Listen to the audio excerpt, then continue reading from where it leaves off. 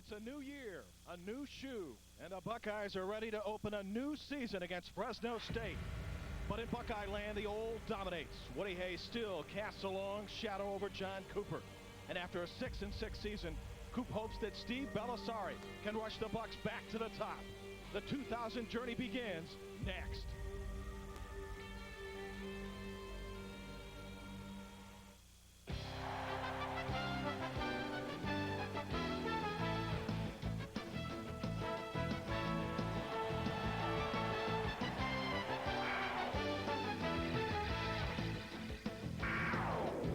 Welcome to a wonderful atmosphere for college football. We're in the Midwest today at Ohio Stadium in Columbus, where Fresno State from the WAC takes on Ohio State from the Big Ten. Good afternoon, Jim Barber along with Al Harris and Don Taberry. One team comes into this game with plenty of optimism. You may be surprised, though. It's not Ohio State. No, Ohio State's traditionally known for the running game, but this year they go to the passing game. And they have two great senior receivers that can really stretch the defense. Number one, Keon Rambo. This guy, number 4, he can really stretch the ball. You can see he has great speed. He can really stretch the defense. Just explosive, 20 yards per catch. And he got 6 touchdowns last year as well. And the other receiver they have is Reggie Germany. He can really sky for the ball. He has great leaping ability, but they have to get him in the end zone. You see he only has 1 touchdown from last year, so they got to get him in the end zone quite a bit. Yes, Al, Ohio State has plenty of experience. Fresno State, meanwhile, has the question mark at quarterback, David Carr. He has experience, but not last season. No, he didn't. They had Billy Bullock, who was there last season, who's with the Tennessee Titans. But David Carr has a good, stable receivers to throw to. He has a strong arm. He can throw it deep, and he has good mobility that can cause problems for Ohio State. Carr is the leader of the Bulldogs. Steve Baldessari commands Ohio State. When we come back, we'll take a look at number 8 and the new offensive Ohio State attack when we continue from Columbus.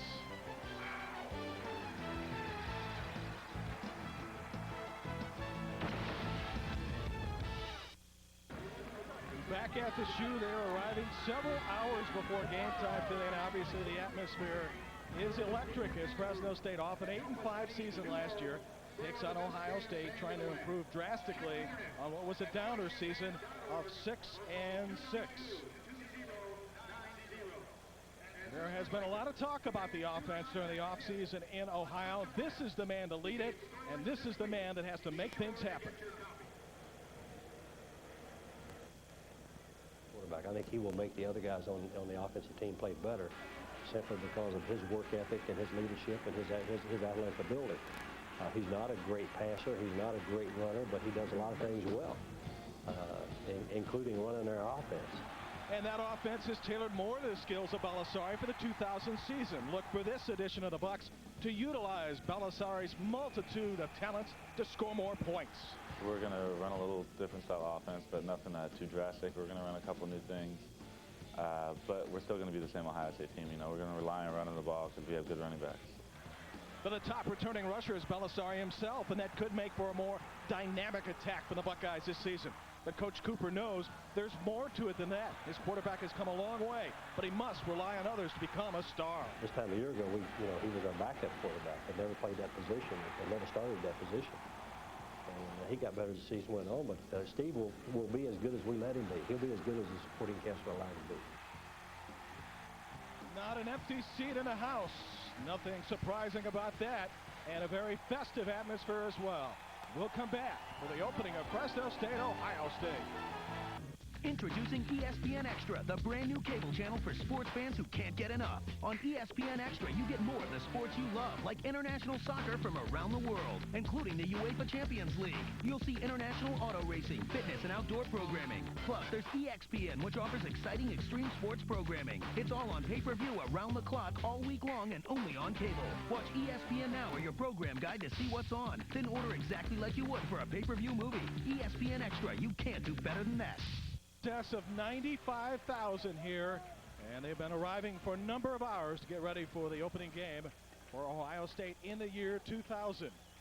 The other member of our team is Don Taberry. He's with the coach, John Cooper. Thanks, guys. Buckeye coach John Cooper, a refurbished stadium, a new season. Your team ready to get this thing going today? Don, we're ready. If we're not ready, we don't have any excuses. We've had a great fall camp. Our players have worked hard. I think they're in great condition. They all spent the summer here in Columbus, and absolutely no excuses. This is a team that plays some football. Very hot, very humid. Fatigue could play a factor in this game, maybe? I don't think so. These young players, Fresno State's the same way. They're in great condition. It's hot in Fresno. It's been fairly warm here, particularly last week. That's not an excuse. We're going to play a lot of players anyway, so that shouldn't be a factor. All right, Coach, thanks a lot. Good luck to you. Let's go back upstairs. In fact, Tom, it's been very hot in California, over 100-degree heat. And that's what the Bulldogs have been working with as they have prepared themselves for the opening game here in the Midwest. I tell you what. Talk to many of the Bulldogs, Al. They say, hey, it's the humidity that makes a difference as opposed to what we see every day. Well, Fresno State, the weather is similar to where I practiced at Arizona State. And although it's very hot, it's very dry. And when you come to the Midwest, that humidity definitely places a factor on you. And I think you'll notice it in this. Speaking of the temperatures, all week long, high 80s, low 90s, and it's the humidity that'll make that field a lot warmer than expected. Dom Tiberi has a tough job down on the sidelines, and he is appropriately addressed.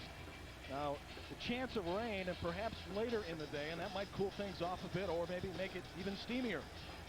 No question about it. I mean, when it rains, it's going to dry up right away, unless it's a big downpour. I know as a former player, you'd love it to rain a little bit to cool you off. I figure you'd love the idea of me asking you to climb the stairs today as opposed to using the elevator. Man, I had a full workout today coming up here. I could use some rain into this booth.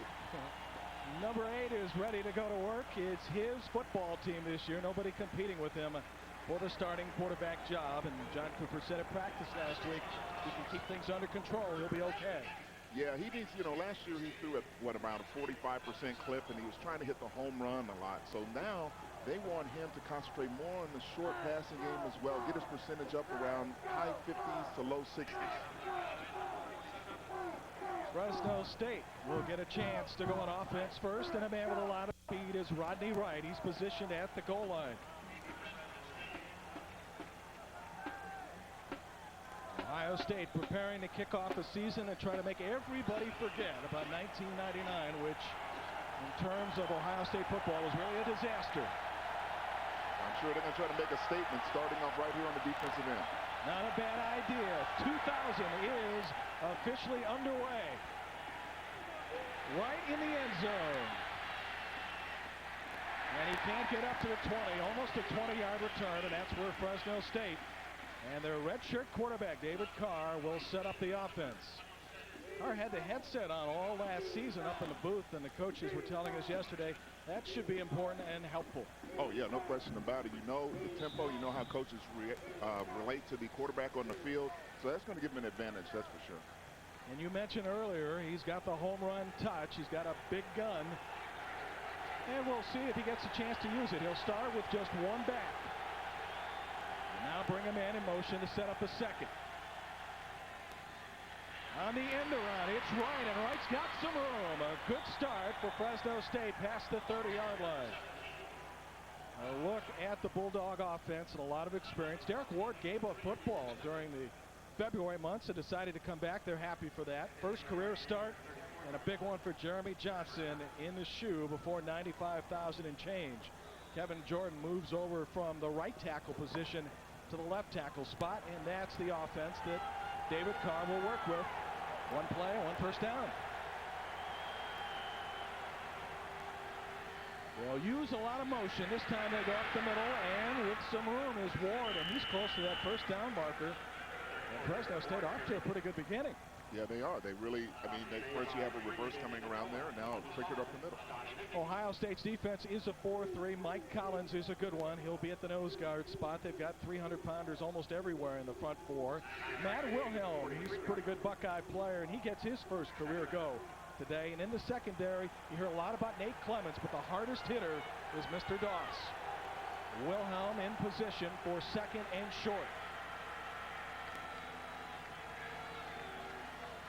Straight drop back, penalty flag on the play. Wright makes the catch for the first down, but we'll see if this one comes back. Jim, that's one of the things you can't have, especially in the opening drive. You're in a hostile stadium. You want to keep the crowd out of the game. You can't make any mistakes. And there's the first mistake of the game on the Bulldogs. So instead of a first down, they'll move to 2nd and 6. Talking about the weather in Fresno in Central California. They started their practices early in the morning, Al, and later in the afternoon in the very difficult heat. 6 men on the line of scrimmage, on the offense. Repeat, second down.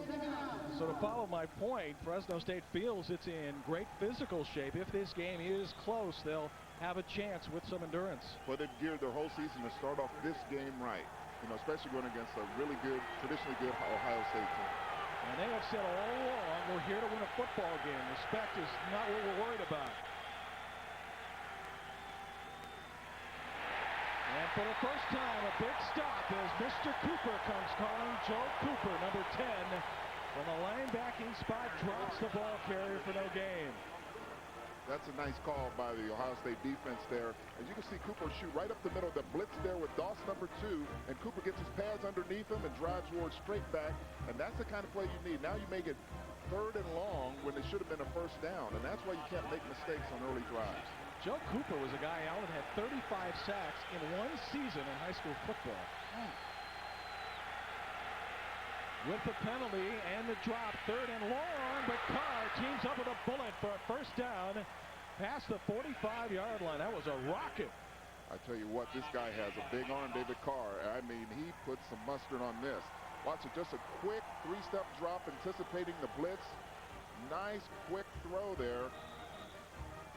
Just a great lead pass there to Bahrain. And I tell you what, that's what they need. They need that leadership. And you see, he's very calm. I mean, that was 3rd and long in Ohio Stadium. The crowd is roaring. They made a nice quick pass. So their first test against the big crowd is a successful one, and they're almost at midfield. This drive started inside the 20. On the roll, Carr finds another man. And after one broken tackle, he'll actually be out of bounds. But a nice pickup on that play as well. And so far, the offense moving well for Fresno State. Salim Modi on that pass. You know, they're attacking the flanks right now of Ohio State. You notice the reverse early in the game on the outside. They're not trying to run inside too much. Even though they have a big line, I think they respect Ohio State's middle. So they're trying to attack the flanks, which is kind of a little bit weird because you have good corners out there, such as Nate Clemens. 7 yards for Monty, and now 2nd and 3 for Fresno State. And Carr looks very calm up there for a guy who hasn't started a football game until this afternoon. On the straight drop, a little flare again, and a lot of room. And here's Ward dancing out of bounds at the Ohio State 34-yard line. And this opening drive, impressive for the Dogs. I tell you what, one thing you have to watch on the screen is the great blocking. Amit Bate right here. Watch number 61 out here. He just levels the defensive back and creates some running room for Ward there. And see, a lot of times people look at the running back and they think, wow, what a great run, but they miss those great blocks as well. Ward gave up football in February, some injuries and lack of success toward the end of last year. Coaches thought he was burned out, but 7 weeks later, with the door still open at Fresno State, he came back, did everything he needed to do for the coaches. Now he's the man, and this drive is rolling on for the Bulldogs. Ward with a hitch and looking for right down to the 10, and incomplete at the goal line. That was a great individual matchup with the 2 best players offensively and defensively. You're going to see Nate Clemens and Rodney Wright. Rodney Wright was all whack last year on the left side of your screen, and you see him going down there, and Nate Clemens, who's one of the best defensive backs in America, is on him like a glove, and he still almost comes down with a catch. Great play by both players. I mean, Rodney Wright almost came down with a one-handed grab. Clemens was all over him. Well, you love the film study that Clemens does. He has told everybody on how much time he prepares for his opponents with game film, and he's got some great corners to follow here at Ohio State.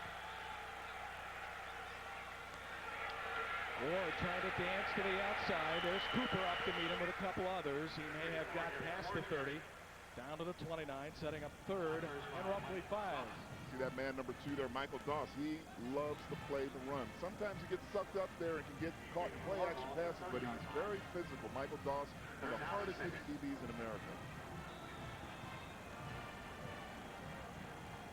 John Cooper could not wait to get this season going, fired up all week long, and wants to see if his Buckeyes can show a little more heart this year and a lot more chemistry. And Fresno State is going to need to use a timeout as time was running out to get this play together. We'll come back with the most important third down play of this early game. No score at the shoe in Columbus, Fresno State and Ohio State. After the timeout, Fresno State faced with 3rd and 6 at the Buck 30. A concerned look already from this sold-out crowd. Carr takes a look at the Ohio State backers, and Wright moves in motion. Wright's got the football, but he's going to be a little bit short. Yeah, he got boxed in on that one. They tried that play. Ohio State was wide out on the flanks this time, defending out there. And good penetration by the D-line there. Now watch again, Wright coming from your right side of the screen, and you're just going to see penetration there, right there by Brent Johnson, number 60, and he caused that to turn back in. So that's what you need. You need the defensive ends to come in, get contained, keep control of the game, not let them get out on the flanks. Asin Asparuhov will try the first field goal of the 2000 season for Fresno State.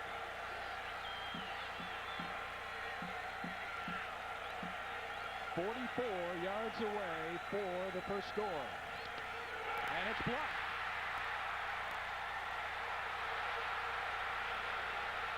Clements comes up with the ball. Ohio State makes the first defensive stop of the 2000 season. Those are the kind of things you don't need. Here you are, you have a nice drive. You know, you have a new kicking game too, you have to remember. Now watch the play, right, the penetration right there. I think that was David Mitchell, I think, that got in there. Let's watch from the left side of the screen. Mitchell, and I couldn't see the other guy on the inside, but that's what you need. You need a big play. I think it was Rodney Bailey, the other guy that made the play, number 94. Interesting that Fresno State prides itself on block hits, but it's Ohio State that starts this season with one. Let us take a look at the Buckeye offense. You may see a bit of run and shoot this afternoon as they try to get Balisari loose on the outside. The enforcer of this offense is 39, Jamar Martin. He was clearing out some players earlier in the season. Darnell Sanders at the tight end spot could catch the football on occasion. They're excited about the freshman Ivan Douglas, his first career start, and it's today against the WAC. On 2nd and 4, 3-stop drop and incomplete, intended for Rambo as we set you up with the Bulldog defense. Fresno State last year coming off a bowl game. Alan Harper's one of the better ones in the country. He wears 98. He lines up at defensive tackle. The guy that looks like everybody's little brother is Tim Skipper. Don't be fooled. Appearances are deceiving, and Anthony Limbrick comes with some high credentials in the Western Athletic Conference from last season. Number 51 is only 5'7", but quick, oh man. Buckeyes working on 3rd down. Balisari on the roll. It's a first down to Rembo out of bounds. You know, this is something John Cooper wants to do with Balisari. Get him out on the flanks to put pressure. He throws a lot better. He throws a lot better when he's running out, rolling out that pocket than standing inside. Now watch him. Good play, well, not great play action fake, but see how well he throws? He throws very accurate there when he's rolling out. Well, you said earlier you want to get your go-to guys more touches, and that's a safe, easy pass. And Balisari, with the time on the roll, gets Ohio State the first down. High formation backfield. And the second man, a short gain for Ohio State. I tell you what, Fresno is not a slack defense. Fresno can really tighten it up. They got a lot of returners there. So that's something that Ohio State has to really respect their defense. They can play. Fresno State lost in the Las Vegas Bowl last year to Utah by a single point. Played a lot of games, very tight, a lot of overtime games. That lost to Utah at 17-16. It came into this season and into this game with a pretty good feeling about its program. Is certainly on the way up.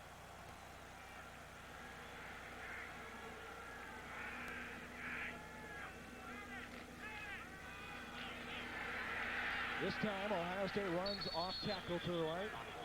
Wells, the ball carrier, close to midfield, but still a little ways to go on 3rd and short. Buckeyes would certainly like to get the running game back last year. Al, 10th in the Big Ten. What in the name of Woody Hayes was going on there? I tell you what, they're not used to that. They're used to the Eddie Georges, Archie Griffin. They're used to those great running backs, and they want to find someone that can take charge right now. Right now they have Jonathan Wells in there. Passing down, perhaps, for the Bucks on 3rd and 5. Under 9 minutes for the first quarter, no score. Belisari on the roll, and he's got some room. And he also has an Ohio State first down. That's the pressure a great athlete like Belisari can put on you. I mean, he's very mobile, and he can get upfield in a hurry. Now, you'll see he's rolling out. Fresno does a good job of boxing him, but he sees that big gap and takes advantage of that mobility he has and fine speed and gets a first down. I was asking John last year, did he have any reservations about Belisari carrying the football? He said none at all. He's a tough kid. When he tucks the ball in, he can go a ways. So Ohio State in Fresno State territory after the Bulldogs made a march on the Bucks but failed to score. Wells again down to the 40. Let's check in with Don Taberry on the sidelines. Well, as you guys have mentioned, it is miserable hot down here on the field. The cool zones working overtime here on the Buckeye sidelines. They don't have them on the other side. Just checked with the trainers. High 80s down here, but the humidity, that's the killer. 94%. Welcome to the tropics. They're telling the Buckeyes, drink lots of water. I don't know what happened with Fresno State. They don't have the cool zone over there, guys. I don't either, Dom. Stay up here, Hal. I thought you were going to run down there when you saw that. I wish they'd bring that up here. Belisari has to tuck it in again, and some more room to the outside. And a bit of a high hurdle down to the 31-yard line, close to first down. That's interesting if Fresno State would not use the cool zone at all. Yeah, that is. But speaking of the cool zone, look how cool Belisari is here. He's boxed in, but he shoots back real quick. And see, once again, he has that mobility, but Fresno's starting to get a little feel of him. You notice they're coming outside to box him in, to put some pressure, make him tuck it and run. And if he does that, you know, if you make him run a lot, I don't care how good of an athlete he is, unless he's Michael Vick or somebody like that. He's not going to hurt you the whole game running like that. So that's a good job by Fresno, but still a lot of yards. And now Al, 3rd and 1. Wells again stumbles to the 30-yard line, very close to an Ohio State first down for Jonathan Wells. 3 tailbacks you'll see a lot of today for the Buckeyes as Michael Wiley no longer part of Ohio State football. Will need to be replaced. That is a first down for Ohio State, and the drive continues. And Jim, the thing about Jonathan Wells, he's a power and speed back. I mean, you've seen that leg drive there, and he just powered his way for the first down. He didn't go down off that first hit. I would think running the football extremely important for Ohio State. Had a couple of games last year where they did very little, if anything at all. In fact, against Michigan State, 0 yards. Penalty flag and the motion pointed toward Ohio State. See, now they're running the same problem Fresno did. Substitution in Preston. On the offense, 12 men broke the huddle. 5 yards. Still first down. See, that's one of the things they're talking about with the rule change is a hurry-up offense. And they want you to give that defense a chance to make those changes as well. And sometimes when you come out with a 12th guy out there right away, you know, breaking the huddle with that 12th guy, they want to take that away now. They want to make it a little more even, that the defense has a chance to make their changes. In the Humanitarian Bowl a couple of years ago, I saw Idaho in person, and they ran the hurry-up offense as well as anybody. I always thought maybe after what they did with the confusion they caused that officials started to take a closer look. Belisari's got a man wide open. Is that a great catch? Yes, it is. Inside the 20, Reggie Germany. Reggie Germany, remember we talked about that at the top of the show. He has great hands, and he can really leap. Belisari makes a nice play, and he's in the pocket. That's what I like about it. He sets his feet. He just makes a nice throw, very accurate. Watch Germany's great hands and leaping ability. He was cognizant of the sideline. He had his foot down. He knew where he was at. Buckeyes felt that Belisari, who's showing some cool today last year, stayed in the pocket too long. And because of that, protection broke down and got some sacks. In fact, way too many for Ohio State football. But so far on this Ohio State drive has looked very confident. And now the Buckeyes, combining the short pass with the run, are moving the football at will. I tell you what, that was a nice tackle by Orlando Huff, who was all whack last year for Fresno, because Wells would have been, I think he would have went in the end zone if he didn't make that tackle right there. If you are just joining us, Ohio State blocked the field goal, 44 yards from Fresno State in the Dogs' opening drive, and now Ohio State is moving the ball deep into Fresno territory. As Belisari takes a look.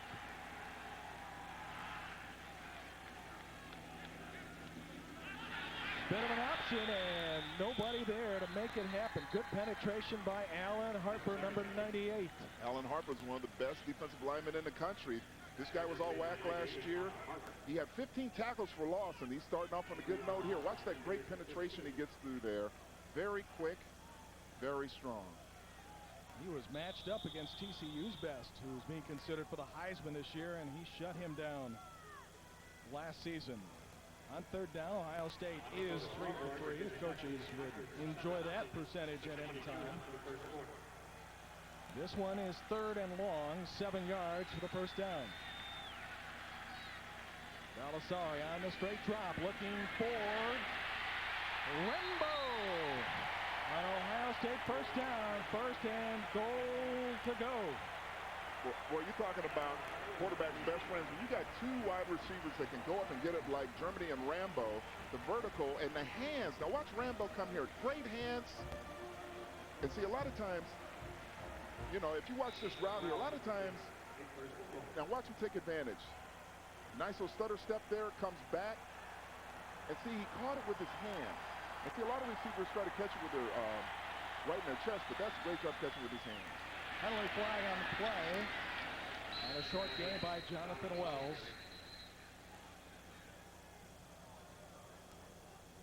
Well, speaking of Rambo, I mean, he's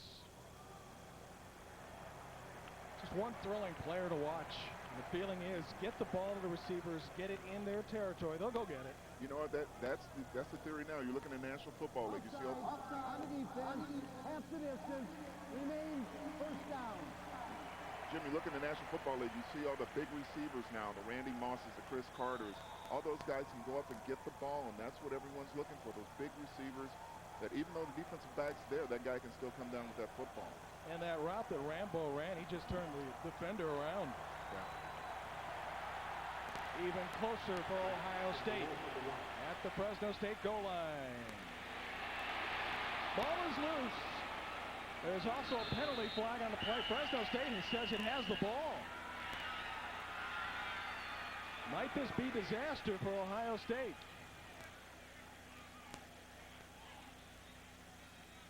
We'll have to see here. I don't know if Fresno State lined up offsides.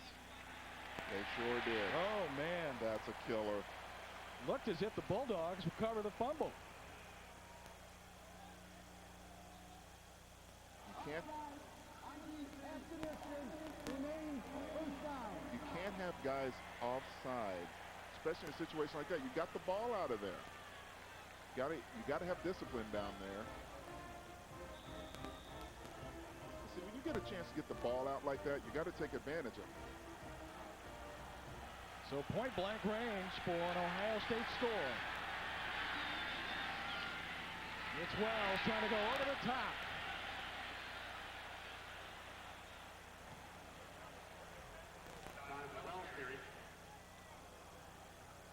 And after much deliberation, we will have second down.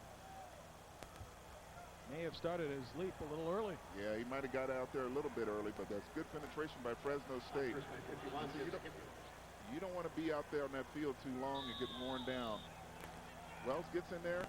Nice penetration by Orlando Huff there, the all-whack linebacker. That's what you need to make a play as far as a linebacker. You know, give yourself another chance defensively. 15th play of the drive. Does this one work? Fresno State again stacking things up at the goal line. It is going to be third down for Ohio State. This is impressive. I tell you what, I think that was Mr. Huff again. I mean, watch this hit on this play. Watch the linebacker, Huff, 49, come in there. See him right there? Boom! And that he got right underneath Wells' pads, and that's the hit you want to put on there. Watch 49 come from the left screen. Got underneath him, stopped his momentum immediately. Reggie Germany reinserted in a game. Let's see if Ohio State tries to go up the middle or looks to the air. This time a quarterback sneak. And still no signal. Germany says it's a touchdown, but it's going to be fourth down. Fresno State with yet another stop. You know, when you first look at it from up in the box, it looked like he broke the plane, but we don't have the angle that the officials have. 3 consecutive stops by the Bulldogs. And that sets up 4th and 1. Boy, this is telling your offense early, we believe in you. You got them pinned down there, but at the same time, Fresno State, they're sky high. I wouldn't be surprised to see a play-action pass out of this somehow to the tight end or a back coming out in the flat. Fresno State will use a timeout. We have some drama for you when we come back. 4th and goal. The Fresno State 1. No score late in the first quarter. Dog defense barking up a storm. They have put up a wall against Ohio State. And the Buckeyes face 4th and goal after 3 stops in a row. Don't be surprised if they go outside with a rollout with Balisari with an option to pass or run on this with a good fake on the inside. Especially they have Derek Combs in there in the backfield, number 43. He's kind of small unless he's going to go over the top. Balisari gives to Combs down to the goal line, and Fresno State makes another stop. The drive is over. 4 chances at the goal line, and none of them come up with points. I tell you what, we told you about this before. Fresno State is no joke defensively. They can really come up there and play. And watch the penetration from the right hand of your screen there. You can see Dante Marsh come up there, number 25 and 27. You got Marsh up there. You got Limbrick there, the all-WAC defensive back. And Giacchino Cheramani up there as well. What a great series for Fresno State on defense. And the game remains scoreless. Just moments ago, a wonderful defensive stand by Fresno State. The Bulldogs defense stopping the Bucks on 4th and goal as Combs could not get to the end zone. Cheramani out of Santa Cruz, California, who has played the end and the backer position, came up huge.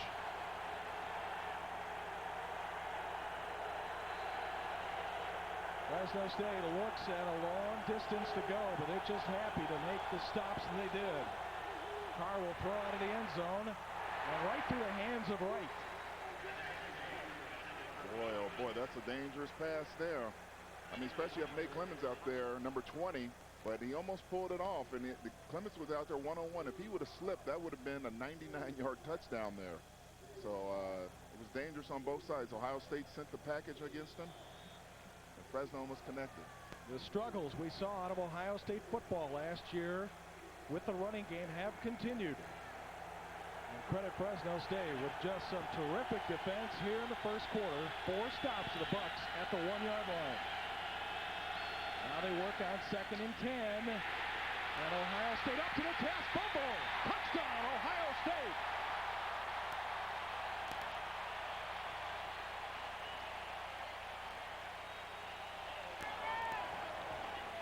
Jim, there's a flag down. But that's the danger of running out of the end zone. As a running back, you have to be very aware to protect that football. And for Fresno State, all the great defense or not, the penalty flag is because of excessive celebration. Touchdown will stand. You have to protect that football. When you're back there in the end zone, you have to protect that football. If you got to go 2 hands through there, you go through it with 2 hands. And that's too bad because their defense made such a great stand there. This will be a 15-yard penalty and obviously will not meet with any approval here. Means Dan Stoltz will have a much longer extra point.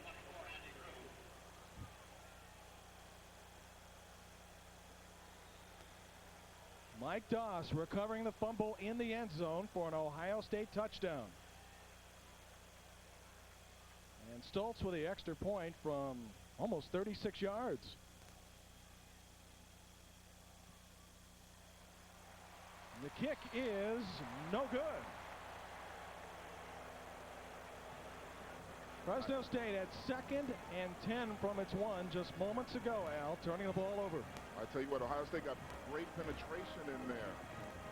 See, look at it, got loaded up. It's kind of hard to see what happened back there, but Doss is back there, who's very physical. He was back behind the end zone. I don't know how he snuck in there. Watch Doss come, I think, from the left side of your screen. Pickett made that hit, number 79. Defensive tackle. he got that ball out of there, and Doss got it. See, but you got to be control of yourself, that celebration, maybe because they're frustrated not getting in the end zone. But at the same time, as a defensive player, you know, you're very enthused and very excited. First score of the year. How can you not be happy over that? So it remains 6-0, and a dramatic turn of events here in the first quarter when Fresno State was celebrating. It's goal line stand moments ago. They turned the ball over for a Buckeye score. Well, it'll be interesting to see how Fresno reacts to this now, because they had a great stop, a great momentum changer, and all of a sudden Ohio State gets it back. Rodney Wright at the end zone for Fresno State. Had a chance to catch the car pass moments ago that led to that 2nd and 10, and then the fumble. Wright at the 5. Cuts up to the left and still going. Rodney Wright almost got up to the 30-yard line. Pretty good kickoff return for Rodney Wright, and Fresno State's got some room to operate with. Certainly a lot more than they had moments ago. Yes, it sure is. But now they're going to have a problem. The crowd's going to be into the game a bit more now. You know, everyone was kind of quiet. They were disappointed because they didn't get in the end zone in the running game. But now they're going to be into it. The defense has some confidence now. And it'll be interesting to see how Fresno State reacts to this. Yes, I think this is an important part right now for Fresno State after having made the great defensive stand and then turning the ball over for a score. We'll see how the Bulldogs react. Their first opening drive got deep in Ohio State territory, but stalled on the block kick. Ball is loose. Another turnover. And this is going for an Ohio State touchdown. Oh, my. Boy, oh, boy, oh, boy. When it rains, it pours. After exhilaration for Fresno State, suddenly a nightmare. Now another penalty flag on the play. And once again, celebration will be charged against Ohio State. Excessive celebration. But it's another touchdown. Yeah, it is. And I mean, they have to control the celebration. But see, Derek Doss, who was basically did not play last year, made a great play on that and stripped the receiver of the ball. Buckeyes are holding up one hand. They won't try for the 2 here. I believe Cooper still down on the sidelines trying to get some explanation, but the second excessive celebration call will push the Bucs back following their second touchdown. Unsportsmanlike conduct, demonstration on the TV run on Ohio State, 15 yards on the clock. I suppose Ohio State won't mind working on that next week. That means reacting to touchdowns. I tell you what, you have a young team, they're excited, they want to make a change from last year. They have to control their emotions. Another kick from 36 yards out. And this one's good. So you don't want to give, as good as your kicker is, you don't want to give him that kind of play. What a wild first quarter. What a turn of events for Fresno State. So Bagley in there, he has to protect the football. Doss comes up and strips him of the football, and David Mitchell picks it up for a touchdown. And it's interesting that Ross and Mitchell both play the same position, but they came out there, I guess, probably in their nickel package. But a nice strip by Derek Ross. He makes a lot of plays, Derek Ross does. Yes, he does. And Essex, David Mitchell starts the celebration. So despite the penalties, Ohio State, with a lot to celebrate, has 2 defensive touchdowns in the first quarter of the first game. I tell you what, I'm sure their defensive coaches are chewing them out pretty good about that. They have to control their emotions because you never know, that can come back and haunt you there. We didn't have one coach tell us this week that turnovers would be the difference in the game. Look what we're seeing. That's true. Well, you think about it. You got both teams starting their first game. Everybody's a little bit rusty and things like that. Things aren't going to be as cohesive now offensively as they will be later on in the season. So you need to play usually, a lot of times you see either in turnovers in the punt or in the kicking game somewhere. Rodney Wright's making a habit of this. This is the 3rd time he's back to receive a kick. We're still in the first quarter. Wright trying to make something happen, but he got dragged down at the 25-yard line. So now, we saw Fresno State's reaction to the first fumble for score. Now let's see what happens after the second disaster. What a thing, as a defensive player, you get a lot more confident. And what happens is you start to get this crazed feeling, man. You're starting to say, hey, I'm going to get a ball. I'm going to get the ball this time. I'm going to get a strip or interception or something like that. So that's going to give their defense a lot of confidence. Fresno, in their mind, they just have to regroup. They're still right in this game. You know, they're down by 2 touchdowns right now, but it's still early. They have to keep the poise, get a nice, good drive, and keep their defense off the field. Now, you've seen and played a lot of football. Have you ever seen this in the opening quarter of the game? I've seen worse than this, believe it or not. Oh, really? Oh, yeah. Ward tries to carry the football, but he's going nowhere. 60, Brent Johnson up to greet him. Well, the thing you don't see is Michael Doss coming up there taking on the lead block, number 2. I mean, this guy really brings the package, and he reminds you of all those great Ohio State safeties like the Jack Tainums and the likes of Tim Fox and all those guys. He reminds you of that with a very physical presence. Plays the run so well, and obviously a great hitter. That secondary of Ohio State's been very active. They have accounted for the 2 touchdowns in this game. Quick drop, ball deflected. 3rd and 10. See, that's what you need to do as a defensive lineman. If you can't get the sack, get your hands up. That's just as good as a sack, just about, because it gets them in that same down the distance. Nice hands there by Rodney Bailey. There are many things about the great history of the secondary of Ohio State that come to mind. What we're seeing in the first quarter is the reaction of the people in the secondary to a loose football.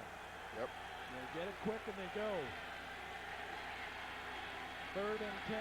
Here come the Buckeyes. Carr tries to get rid of it. And a drop ball past the 35-yard line sets up 4th down. And Fresno State must give up the ball. They look like they went right through Modi's hands there. Carr does a good job. He threw a little short roll out there. Delivers the ball, but it's kind of low. That was kind of a tough catch for Modi, but looks like he should have had a chance to catch it anyway. Well, you don't like this if you're Fresno State. 3 and out after 2 touchdowns. In a very short period of time, Ohio State's going to have a lot of confidence now. And all this after a pretty good opening drive. Clements is deep for Ohio State. They walk up to the football at the 40. There's a penalty flag on the play. Clements is still going and makes an impressive 2-yard return. And we'll see what the flag was about. Well, you know, a lot of guys get involved in those big major league hits, but you got to wrap up the guy. Because you never know if a guy can turn around and break it. Looks like we have a penalty against Fresno.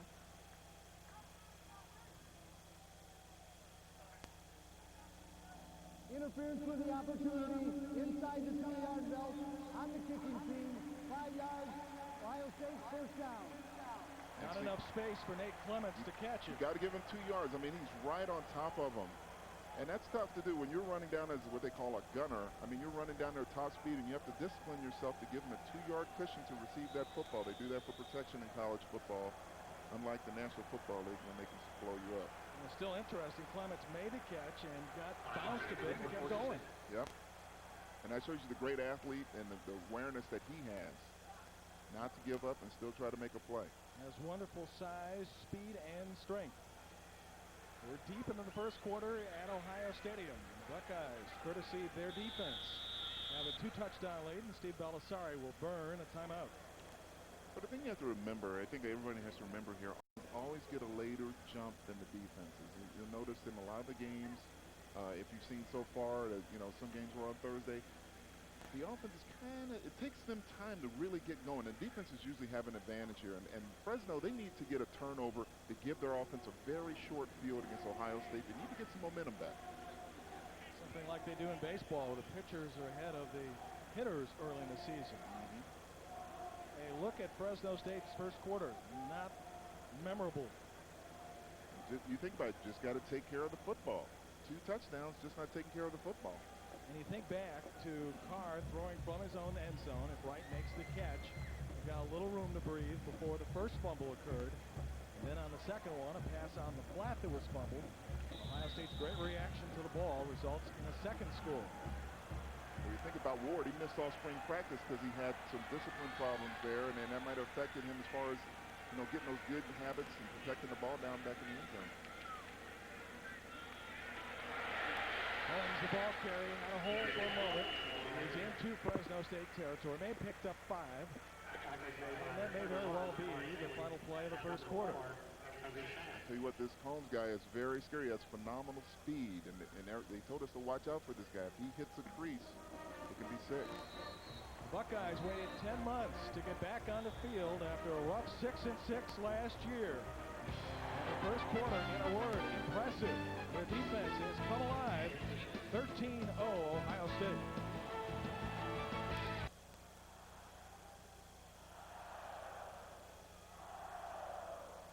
If you're voting in California, you'd prefer to have 7-0 as opposed to 13, but the new scoreboard, as beautiful as it is, still with a few kinks to work out, it is indeed Ohio State 13, Fresno State nothing, with Dom Tiberi on the sidelines. Al Harris, Jim Barber up in the booth. Very entertaining first quarter. Yep. You know, a lot of good defensive plays here on both sides of the football. Ohio State with an opportunity to get 3 scores if they can make this drive move on. Belisari, quick drop. And they have skipped one after Rambo, incomplete. See, that's what Steve needs to work on, is pocket passing, because as they get into that Big Ten schedule, everyone's going to game plan him and try to keep him in the pocket, and he has to learn, you know, to set his feet, you know, go through his mechanics properly and get that ball out there. Which were some of the things we saw in the first quarter in one of the drives that eventually stalled because of Fresno State's goal line defense and the Buckeyes' inability to punch it in from a yard with 4 tries. Belisari with a fake, and now pressure, and nowhere to go. Good defensive pressure by Fresno State. Huge loss on the play, and the Bucs must give up the ball. Mark Daly, the freshman, came in there. You watch Daly, number 31, come in there, makes a nice play, boxes him in. And in a situation like that, when you have a real mobile quarterback, sometimes they have a shadow guy, a guy in defense who is just in charge of one person. And for the young freshman Daly, that might have been him. Bulldogs will get the ball back.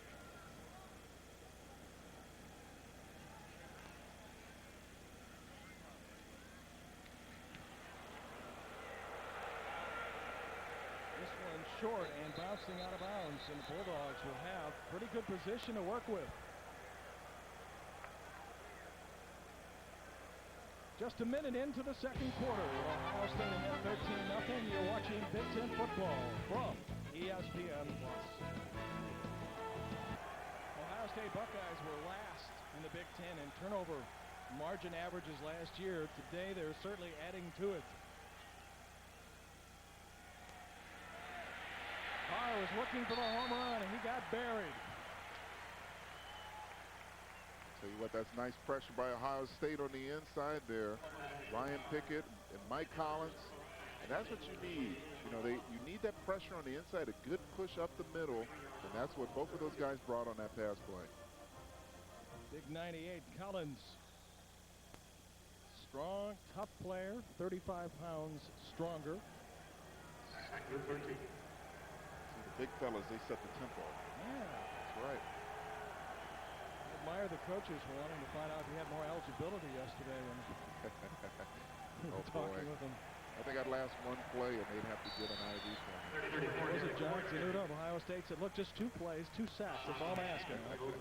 The only sack will be is me sacked on the sideline at this point in my life. Ohio State turning up the heat defensively in this game, already accounting for the 2 scores. Now, you know, you're Fresno State. Third down, I mean, this is long yardage, but they have the kind of offense they can pick up this first down. They need to get a drive and sustain it for a while and get some points on the board. Consider this, all last year, Ohio State scored 1 defensive touchdown. This year, 2 in the first quarter. Carr looking to set up the screen. Ball is caught. Gaines with a football. Gaines close to the first down, and maybe he's got it. Let's see where they spot him. Harris Gaines, who's been battling knee problems.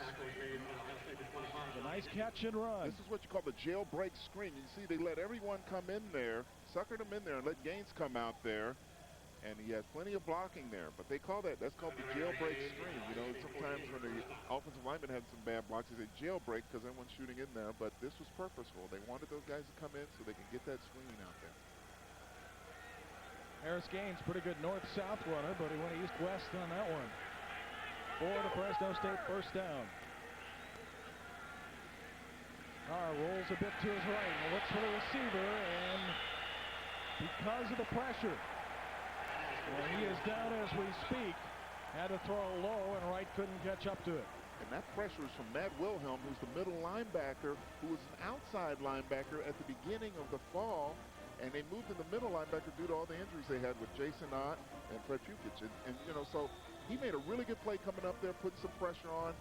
And, you know, that could have been the difference between the first down. Watch him shoot up there. Nice pressure there.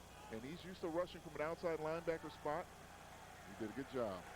Wright nearly made a great catch. Instead, it is 2nd and 10. 13-0 Ohio State. Harris Gaines carrying the football. Good yardage. Will set up 3rd and roughly 5. Let's get back to the sidelines. Here's our buddy Dom Taberi. Dommy? Tell you what, guys, you see the V on the back of the Fresno helmets. That's a tradition that was started a couple years ago by Coach Pat Hill. It stands for the Valley, the San Joaquin Valley, and they want to paint that valley red and bulldog red, fellas. And in fact, Dommy, they've been doing pretty good in terms of financing the Valley's football team. #1 in fundraising over the last 14 years, and they're drawing almost 40,000 a game. And yet a very difficult non-conference schedule for Fresno State starting today at Ohio Stadium. Carr looks, throws, and nobody home. Very, very dangerous throw. If it's not there, you don't want to force it. You know, they already had 2 turnovers, but that's an inexperience of a young quarterback like David Carr. You can't make that. Ross almost had another turnover, this time for himself.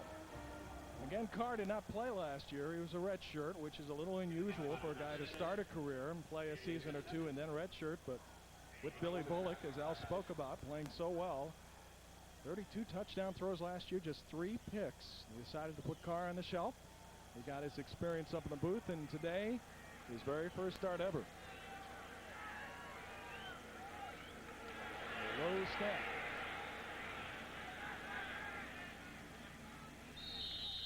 And caught inside the 10 by Nate Clements. It remains Ohio State 13, Fresno State nothing. This is Big Ten football from ESPN+.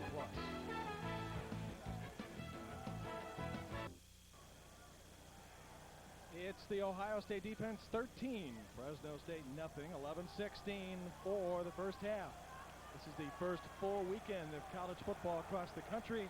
And despite Drew Henson not playing, Michigan all over Bowling Green early in the second quarter. Penn State, tough performance against USC. And look at this in the second quarter against Toledo.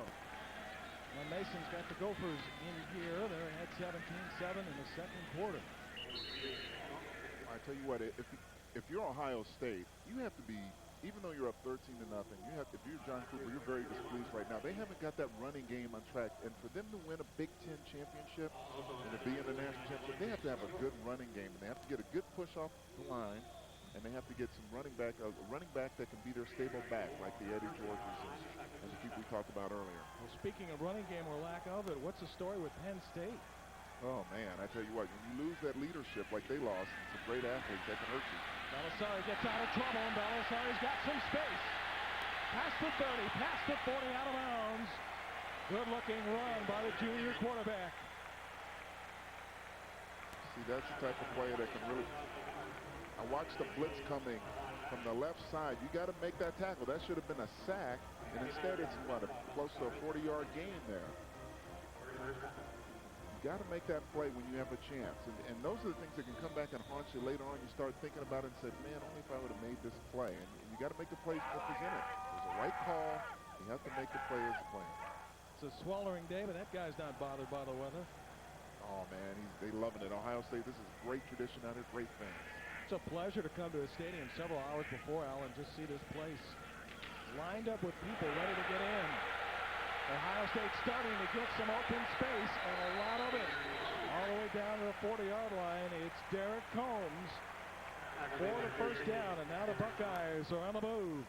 Now you're going to see a big hole on here on the left side of the screen, but you're also not only the hole, but you're going to see Rambo, Keon Rambo on the, see him making that block there? See, that's part of, that's what they stress. Tim Salem stresses this, blocking first for the wide receivers. As great as they are as catching the ball, blocking first. And there's the O-line there. They did a good job of finally getting some movement on the ball. Buckeye coach is telling us yesterday it's not a great offensive line, but it's got some talent up there. Did not convert. 4 chances from the one, but now some holes are starting to open up. Balasai with a fake, looking for a touchdown! And a flag coming up against Fresno State. Reggie Germany had a step on the defender. That was a good call right there. If the defender, you have to look for the ball. You can't shadow like that. You have to look for the football.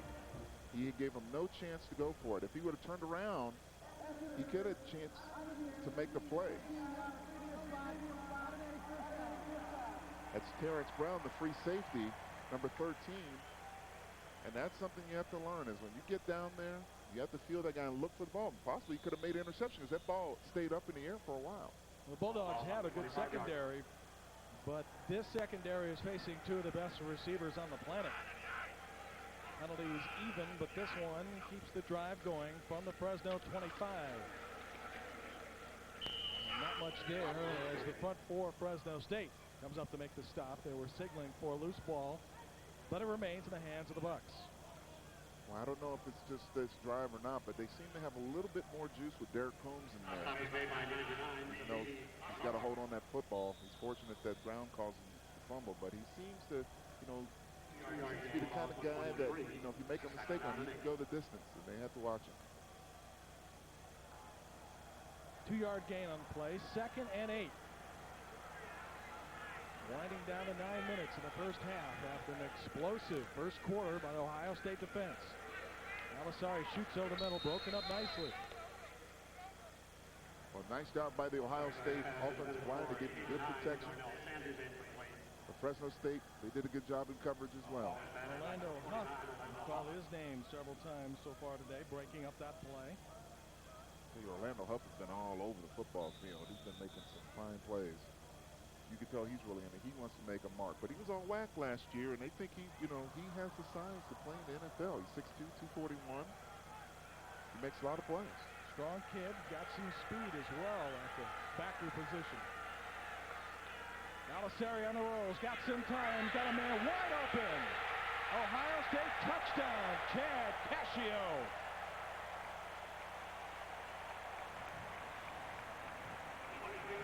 You know what? Chad Cascio, the coaches talked about, he beat a lot of good Ohio State defensive backs they've had over the years. He just does an out and up, and he totally fools Tyree Sams on that. They talked about, the coaches talked about, they said this guy, he beat, you know, Sean Springs, he beat Plummer, he's beat a lot of those guys in practice because he studies defensive backs so well. And he just did a basic little out and up there, and Sams bid on that fake and was 6. You notice the smile on Cascio's face. There weren't many smiles around this campus last year, as the Buckeyes won only 6 games and did not go to any bowl competition. So with 8:59 left in the first half, a rout may be on. You're watching Big Ten football from ESPN+. 13, Chad Cascio played his high school football in the state of Ohio. Had about a 10-yard cushion here as Balasari right on the money for the 3rd score of the day. You wonder sometimes, you know, people get a little bit tired. They've been on the defense, have been on the field a lot of time, and you had a mental breakdown there. Cascio used to wear number 20, and then he switched it to 13 for a little luck, and that's how the walk-on eventually got a scholarship. Ohio State with its first offensive touchdown of the game. They go with the 2 defensive scores, and that's why the Buckeyes enjoy a 20-0 lead. What I think Fresno has to fight right now is some doubt in their mind. Now they're down 20-0. They're in at Ohio State. Now do they start believing we shouldn't be in this game? These guys are going to overwhelm us, so they're going to say, you know what? Our defense has been playing well. We just made some mistakes. Let's go back and get a good drive. Perhaps a drive that will take some time off the clock and keep Ohio State away from the ball. Buckeyes even for most of the first quarter, and then the wheels started to come off. But on that first rushing play from scrimmage, first down for Fresno State, close to the 40. They needed something like that. The thing that's nice about this is the physical play. And you need a physical play against a physical team like Ohio State to give you some confidence. One of the worst things that can happen to you defensively is someone's moving you off the ball, getting some movement and running it down your throat. And I think this is one of the things they need to do is get some movement on that Ohio State defense. Two receivers to the near side, one to the far. Let's see if Fresno tries to spread things out a bit. Off the quick drop, and the pass is incomplete, a little high. Thrown up near midfield. Boy, he's playing a little Russian roulette there, throwing a slant right in front of Nate Clemens. Well, they have not shied away from the Buckeye secondary. No, they're going right after him, but he's going to measure one, and you know, if he's not careful throwing that football, he's going to go the other way. Marion shaken up on the sideline, still hobbling around.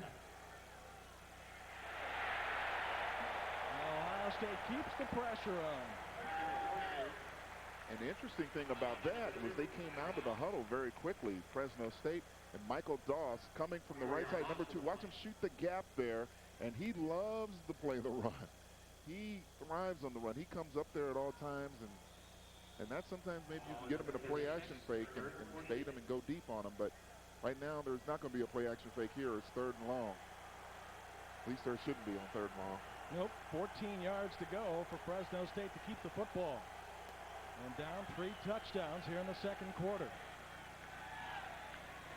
Right, an acrobatic catch. Won't be a first down, but they should put it on the highlight reel. I tell you what, that Nate Clemens is a heck of a corner. I mean, they're going the best against the best. Rodney Wright, number 17 against Nate Clemens, number 20 on Ohio State. And he turns him upside down on his head. Wow. Great concentration by Wright, but a fine play by Clemens. Well, Clements wants to play in the National Football League, and he's been studying all the people that have played in the Ohio State secondary over the years. Coaches enjoy the fact that he takes so much attention and so much joy in watching game film, and he's learned from some great ones. And that was just a great tackle. You know, I don't know too many Ohio State defensive backs that can't hit. There's going to be a penalty flag as the punter is knocked down. Clements catches the ball and staggers up to the 23. Ohio State almost got the block. Instead, they're going to pick up a penalty. Well, that's one of the things Tim Chipwood came in there. Number 49, watch him come in there. Trying to make a play.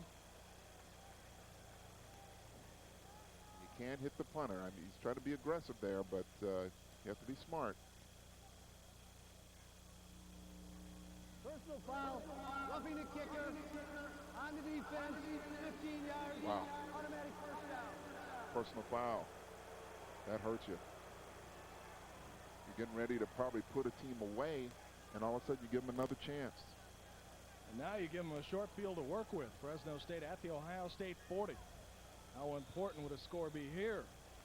Well, Fresno needs a break because yes. Ohio State has got some nice breaks, although Ohio State has made their breaks by creating fumbles. Bulldogs had 2 receivers in their side. Now they'll split them out. Junior quarterback David Carr trying to get his team in the end zone for the first time.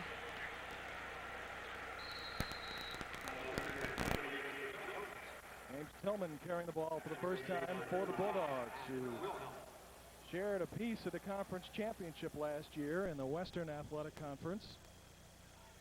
Have just a vicious non-conference schedule this year, beginning with the Buckeyes today. Then at UCLA, a much improved Bruin team is expected. And then Cal after a 2-week break.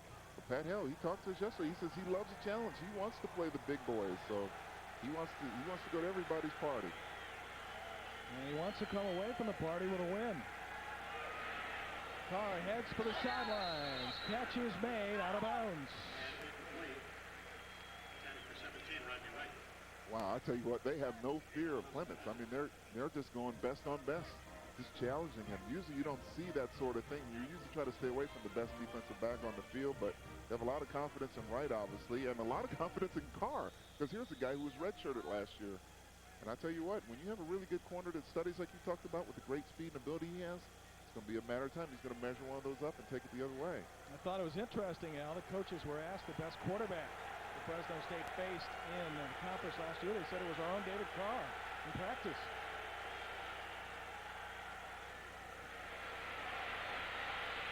Little misdirection off the pass inside the Buckeye 35, still short of the first down. Let's go to Dom Tiberi on the sidelines, Dommy. Well, you guys, you know this is a refurbished Ohio Stadium, of course. The big scoreboard behind me with that beautiful picture. And you know what? Some of these linemen here, they may not be able to see over some of their teammates trying to get a little rest. That's fine. They just sit and watch the game up on the big screen. Look at that. What a beautiful picture. And believe me, they're watching the game, guys, from down here. Dommy, we got to put you up on the screen there. I'd scare them. They can't put me. It's in my contract. They come put me up there. On third down, Carr, quick release. But that's not going to be enough for a first down. Fresno State will be a yard short and can't imagine they'll do anything but go for it. Yeah, I think you have to, especially we have a new kicking game like they do. Because it's short. Wow, looks like they're going to punt the football. I mean, that's a turnover down. Ohio State ball. Stand corrected. Ohio State gets the football. That was a fourth down play, not third. And so the Buckeyes will start at their own 30. We're looking at the down marker. And it was incorrect, so Ohio State will get the ball, leading 20-0. Michigan now has 21 in Ann Arbor against Bowling Green. Penn State still without a touchdown this season. You know, Joe Paterno is going for the all-time win mark. Up in the Metrodome, no problems for Minnesota. And in the Plains, number 1 Nebraska is rolling on. Pretty good games later this afternoon as well, including Alabama and UCLA. And look at Combs go up to midfield and beyond. I tell you what, Keon Rambo, this guy can really, he plays the total game. Now watch him on the left side of your screen. You'll see him number 4 out there. Now watch this block he makes here. He just, that frees up Combs to go down the field. And that's the things that a lot of people don't see. They see the running back making those great runs, but as part of receivers blocking, not only can this guy catch and make the home run play, but he can spring those running backs. Now the receivers are special here at Ohio State, aren't they? Oh, yeah.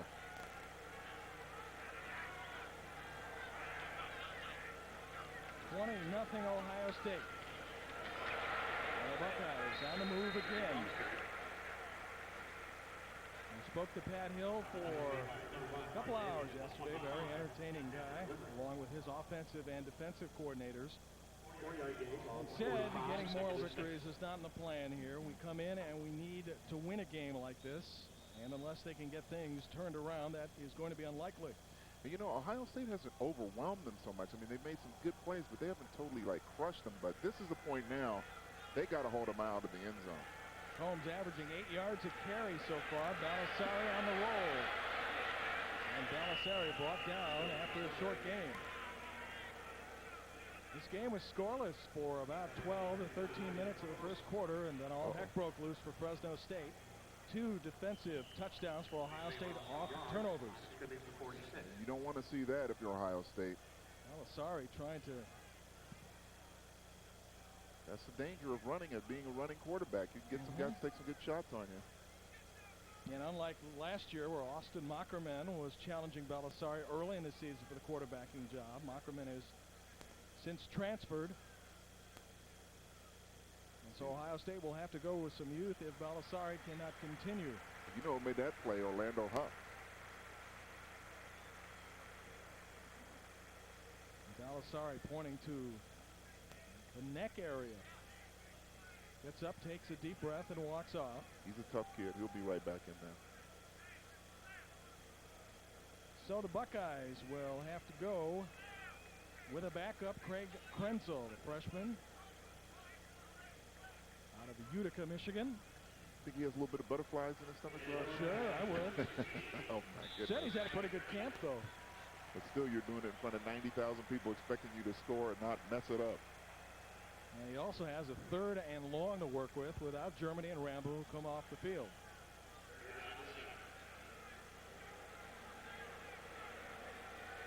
So the Frosh gets some work. Gives the ball to Combs, and Combs he stacked up pretty good hit from the secondary of Fresno State. Wow, Devon Banks, he came up there. Wow, what a hit. Combs on the draw, and you'll see 19 flash in there in a hurry. Bang. Man, that's a nice hit. And see, they needed that. They needed to make a stop here because they're, believe it or not, down 20 to zip. Ohio State hasn't been overly impressive offensively. And if they can keep their minds saying, you guys, we can keep us in distance. We can stay in this game. We just have to get some stops and get a score on the board, get some confidence. Fresno State back in receiving punt formation. And Ohio State with the ball for 43 will not try anything dangerous at this point. No need for it. With a little more than 3 minutes remaining in the first half. So Ohio State will take a 5-yard penalty. Get a little bit more space.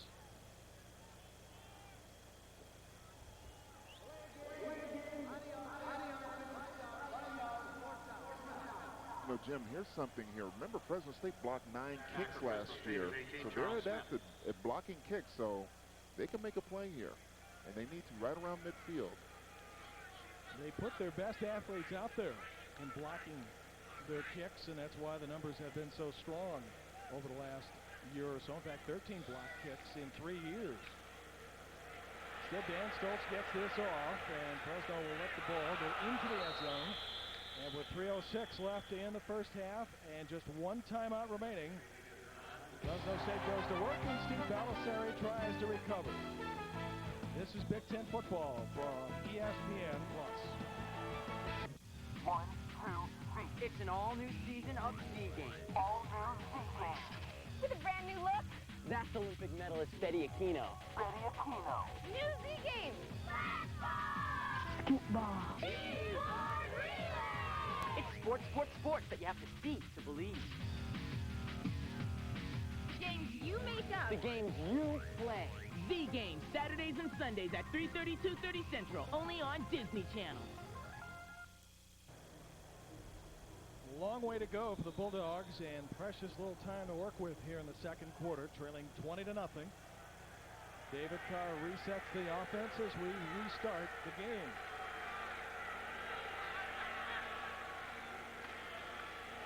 And they choose to run the football. And Ward trying to get to the outside, got close to the first down. Moments ago, Balisari shaken up. Let's check in with Dom Taberi. Steve Balisari is fine, just had the wind knocked out of him. There you see standing behind me. Matter of fact, he heard me talking to you guys about the injury, said he had the wind knocked out of him. He looked over at me and said, you know better than that. That won't keep me out of the game. He's a defensive-minded guy, guys, that plays on the offensive side, just happens to be the quarterback. He's a tough cookie. And Pat Downey, as you know, you covered the Bucks in this area in Columbus. Played on the special teams as a freshman. White with a catch, and White wrapped up by who else? Nate Clements. It is good enough for a first down, but only 1 timeout to go for the Dogs. I'm a little jealous of Downey down there with that fan with that water down there. You notice he's been camping out there. And how about his dress code? I mean, he's got the right stuff on. This is a nice catch here once again by Wright, but they keep going after Clements. I'm very surprised by that. It's a matter of time. I think they're playing with danger. Bulldogs with a quick move on offense and another hit, and Clements all over the field for Ohio State today, and that certainly is the way it must appear to Fresno State. You know what? He's taking that as a challenge. He's saying, "Hey, you're going to come at me all the time? I'm going to bring the house." Now watch him on this time. He unloads on right here. You go after a good player like that, he's getting closer. He's going to measure one of those. They got to be careful. Well, Clements enjoys watching game film. He'll enjoy this one, a little flat pass. That one close to first down. More importantly, out of bounds for Fresno State with only 1 timeout to go. And 1:42 to work with. They have to use the sidelines as much as they can. Yep. But the nice thing in college football, when you get that first down, the clock stops to get those chains moving. That'll give them an advantage as well. A yard to go for first down, and 1:42 remaining in the first half. Ohio State's D has stopped Fresno most of the time on 3rd down.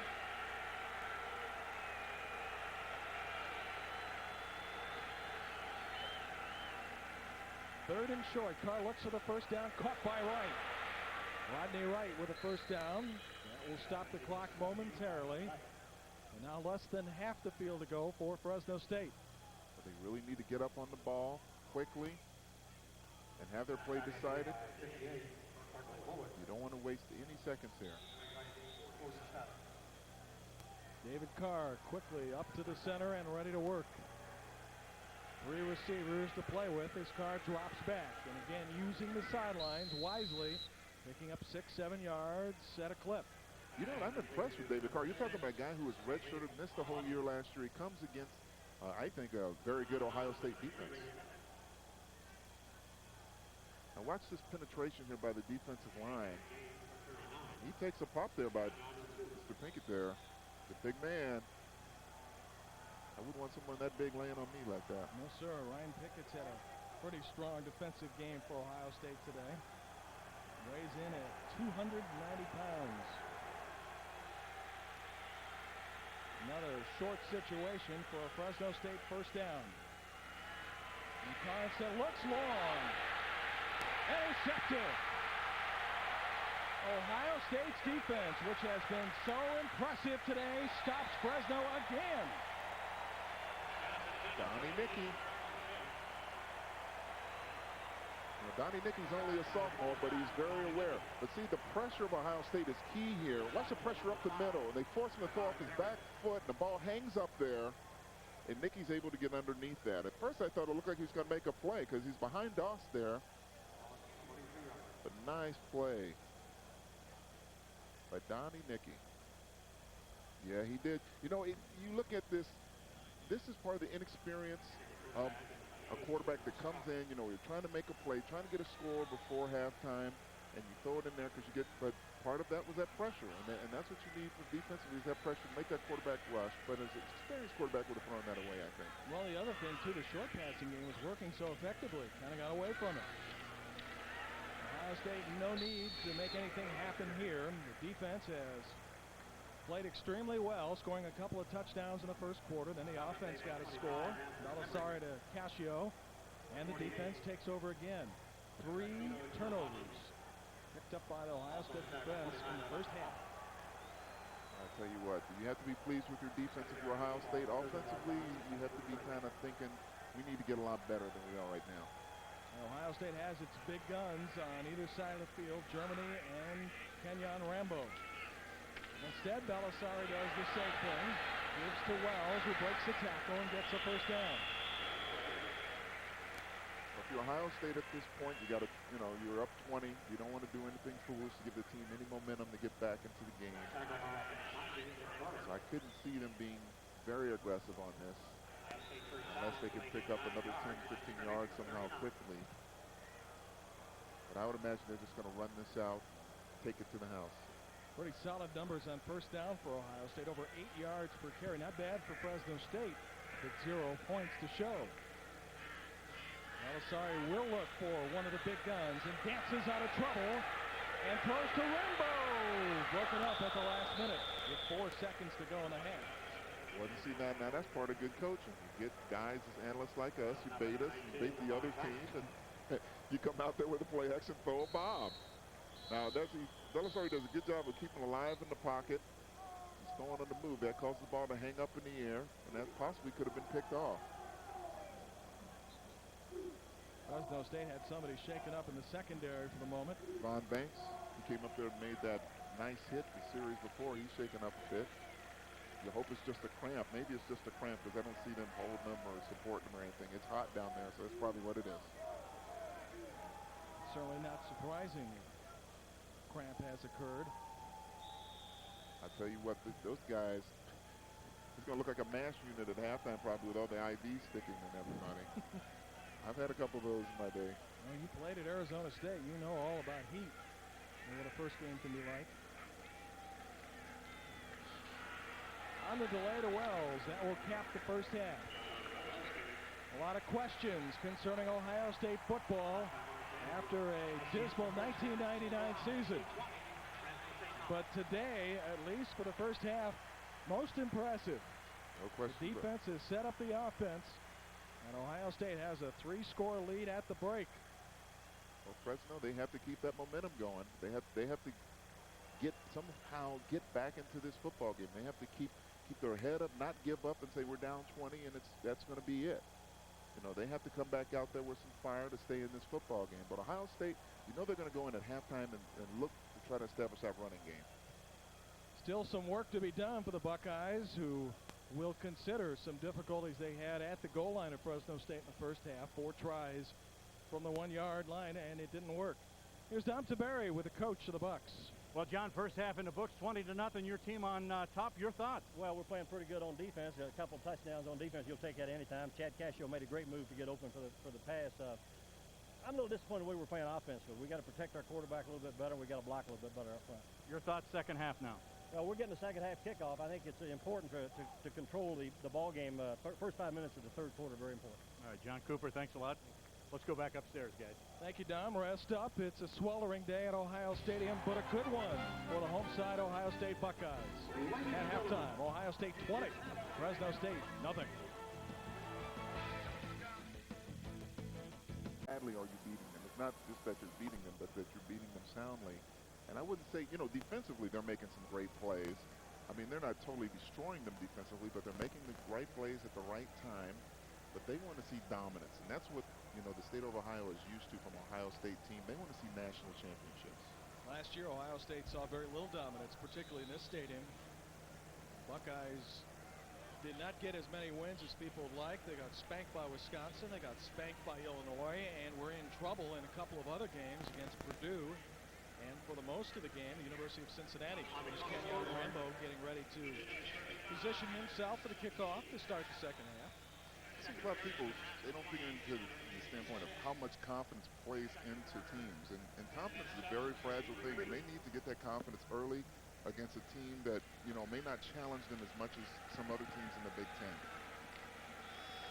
Well, Ohio State fans have had difficulty with what happened with Ohio State last year. Look at Penn State so far this year. Waxed by Southern Cal and shut out today so far by Toledo. This is Rambo, past the 30, Kenyon Rambo. Good start to the second half, up to around the 35-yard line. Tell you what, Kenyon Rambo, he is a fine athlete. I mean, he has great running skills, he can catch the ball, and that's the type of things you look for in receivers. When you think about the receivers that have come through, Joey Galloway, Chris Carter, you know, they've had a lot of good receivers here at Ohio State that have been very productive, and he's going to be another one of them. Played all 13 games as a freshman, wound up playing his final game of the freshman season in the Sugar Bowl. Doesn't get much more impressive than that, I would think.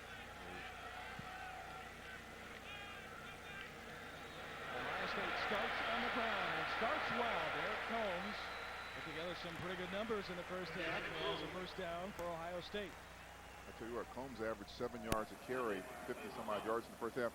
Now you'll see the blocking there right at the point of attack. See guys going down, big holes through there, and Combs hits it. Kenyon, once again, we talked about his blocking. Now watch this, he's been dominating defensive backs all game.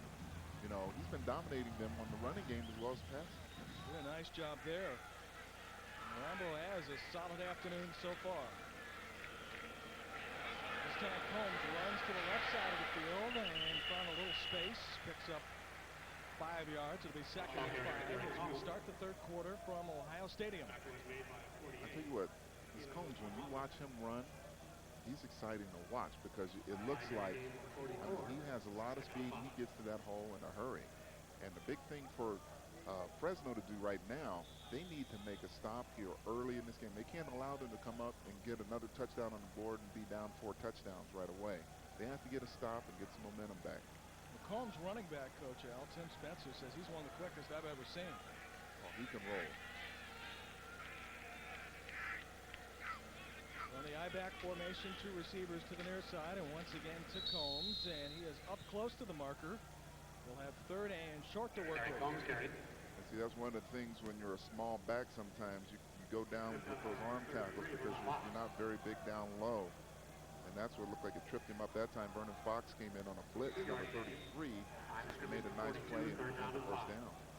Don Taberry was talking about the cool zone that's available on the sidelines. Ohio State choosing to use it. Next week they'll be in the desert at nighttime where it can still be pretty hot when they take on the University of Arizona. again. Combs breaks the tackle, and he's close. You know what? That Alan Harper, number 98, came flying through that hole. He was the guy that blew up that play. And Orlando Huff came in there and made a nice play as well. But I tell you what, when you get penetration like that from Alan Harper coming in there, that really messes up that running game.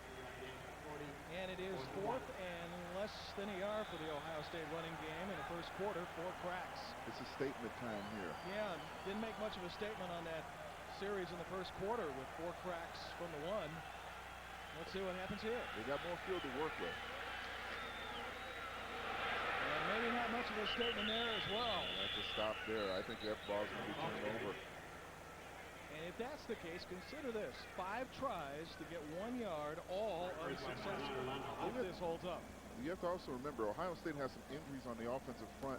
But see, they didn't get any movement there. Look at Orlando Huff. He is a player of the game defensively as far as Fresno is concerned. He is all over the place sticking his head in there. I believe they will take some time to make sure it's a stop by Fresno State. See, that's the one thing about having a very fast back like Derek Holmes, but he's light. He's only 6 feet, 197 pounds. And that's not even close. You know, he doesn't have a lot of weight to go in there and bull when he gets some contact there. But you can't blame that totally on him, because you see John was very upset, John Cooper. You can't get that kind of penetration through your line, and I think, you know, they've really been affected. But Charles Bentley's been out for a while. I'm sure he doesn't have a lot of endurance. Cam Hopkins has been hurt. Tyson Walters has been hurt. So they've had some injuries on the offensive line. I'm sure there's more than one Ohio State fan that's saying, hey, if they can't get a yard here against one of the better teams in the WAC, what's going to happen in the Big Ten Conference season? Exactly. I'll tell you what, if you're Fresno, that's a nice stop there. You took the momentum away from Ohio State, and you got Paris Gaines, who actually was their best runner last year. He had 693 yards, so they want to get him established. He's been hurt. You know, they thought he's been running kind of tentatively during the year, but this will give him a lot of confidence playing against Ohio State and running the way he is now. Because of the injury he suffered in the Vegas Bowl with the knee, he didn't see any spring activity. And the guys from Fresno State were telling us today he is a little bit tentative right now. But perhaps that will wear off as the season gets going. Yeah, it is, but it's hard to get that, you know, being aggressive when you have a big old lineman like Brent Jones hanging on you. Brent Johnson hanging on you, number 60.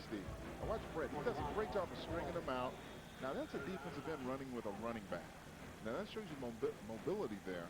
He's a big fella too, 6'3", 265, and he's out there running with those little scat backs. Running quite well. 3rd and long. 9 yards for a Bulldog first down. Can Carr get it? Intercepted. This may be another Ohio State touchdown. What an afternoon for the Buckeye defense. David Mitchell. David Mitchell's going to lead the nation in scoring if he keeps up this way, at this pace. This defense has been terrific today. We talked about, you keep going out there, they're going to measure you up, and the receiver looked like he didn't know what the call was on that play. You saw the receiver, he just kept running down the field. He never turned around, and he didn't see the blitz coming. And a lot of times when you have pressure like that or a blitz coming, there's an audible, and maybe because of the noise, the receiver wasn't able to hear that audible. David Mitchell, who played his high school football with the Big Cat, Andy Katzenmoyer. And Andy would be impressed by his afternoon today. Oh, no question about it. No excessive celebration call after a touchdown for the first time in a while. And with 10:54 to go in the 3rd quarter, Ohio State has bumped the lead to 27-0 against Fresno State. The nightmare continues for Fresno State and its offense. The 3rd turnover that has resulted in a 3rd Ohio State score. See the receiver running there? He never looked back. He was going down like on a straight go route. He never looked back to see what the quarterback was throwing. And the quarterback obviously had a short pass he was going to throw there, and that can cost you 6, and that's exactly what happened. This has been a fun afternoon for the senior from Westerville, Ohio. He has 2 touchdowns to show for it on defense. His right stumbles past the 25-yard line. Rodney Wright was shaken up earlier in the game, but continues to play on. Well, David Mitchell's definitely thrown his hat in as far as Big Ten Defensive Player of the Week, hasn't he? Yes. Pretty hard to find somebody else to vote for. Look at that, 3 defensive touchdowns. That's what you like because, see, the next game, the defense is going to start, they're going to start expecting that. And that's why I say it can, you know, other guys can love to do that. They can start saying, hey, I want a piece of that. I want to get a turnover too. And that's exactly what's happening. I do recall some pretty good Chicago Bear teams in the 80s that got some points from the defense on occasion. Yep. But a lot of that was from pressure. Yes, sir. Man wide open, and Carr connects, and it's a foot race. And deep penetration for the Fresno State. All the way down the 25-yard line. Finally, Charles Smith gets loose. And the thing is, so that last touchdown, that interception, there was pressure from Brett Johnson, but this time they blocked Brent. See him out the left of the screen? They have 2 guys up there, and they're able to find him right in the seam there, and no one was there. He got behind the whole secondary, Charles Smith. But I tell you what, their receivers, they can play with anybody, and Ohio State has to respect them. And they just need to get a score. They need to feel good about themselves. Just get a score to see, hey, we can do something against Ohio State's defense. Maybe that score will come on this series. Bulldogs have been shut out for the first 35 minutes in Columbus. Carr shooting across, ball caught. Or no, incomplete, but a penalty flag on the play. It's going to be pass interference, I believe, against Ohio State, intended for Jeremy Johnson. I think they thought Donnie Nicky got there a little bit too early there against Jeremy Johnson. Jeremy Johnson, the Fresno coaches talked about, they think he's going to be a future star, this guy. Pass interference on the defense. Half the distance to the goal, 15 yards. Automatic first down. Jeremy Johnson's a very talented individual, number 85. And watch Donnie Nicky come up there. That was very close, very debatable here. Let's see another angle. Oh, boy. Yeah, he looked like he got to him maybe a little early, but it was close, though. That's a judgment call by the officials, but they obviously have a better angle than we do. They usually get the calls right. That's why I'm up here and they're down there. Me too. Down on the field, deep penetration for Fresno State, the best of the day so far. And Ward juking and driving his way for a couple inside the 10. It'll be second and roughly 8 to go. It was interesting you said juking and jiving, and the thing is, you can't do that when you get close. You got to hit it. You can't sit there and dance too much, you know, and maybe that'll be one of the inexperience, you know, of being out for all spring practice. Is this a year where Penn State football takes a dive? 24-6 in the third quarter at home. We talked about that distraction with Rashard Casey, you know, that obviously has bothered his preparation. Penn State has allowed 53 points in 6 quarters of football this year. Ward looks for the end zone, got a man out in the flat, ball dropped. That was an easy catch and probably wouldn't have been a touchdown. And yet the receiver unable to hang on to it. Yeah, that would have been a touchdown, but it still would have been some positive yards, and you need those type of plays, guys. You have to hang on to that football. One of the best names in football, Billy Jack Pierce. Yeah. It sounds like a, you know, a guy you find out in a car dealer or something, Billy Jack. Fresno State now works with 3rd and 7, 9:49 for the third quarter. Another big offensive play. And a push, incomplete, nothing called. It'll be 4th down. I tell you what, that was very close. I mean, Richard McNutt came up there, and that looked more like an interference call than Donnie Nicky's play, but he got away with one, I think. I don't know if it's because the ball wasn't playable, but he looked like he got there a little early. Sets up a 4th down, and in an effort to get some points on the board, Fresno State will go for what appears to be just a little bit more than a chip shot.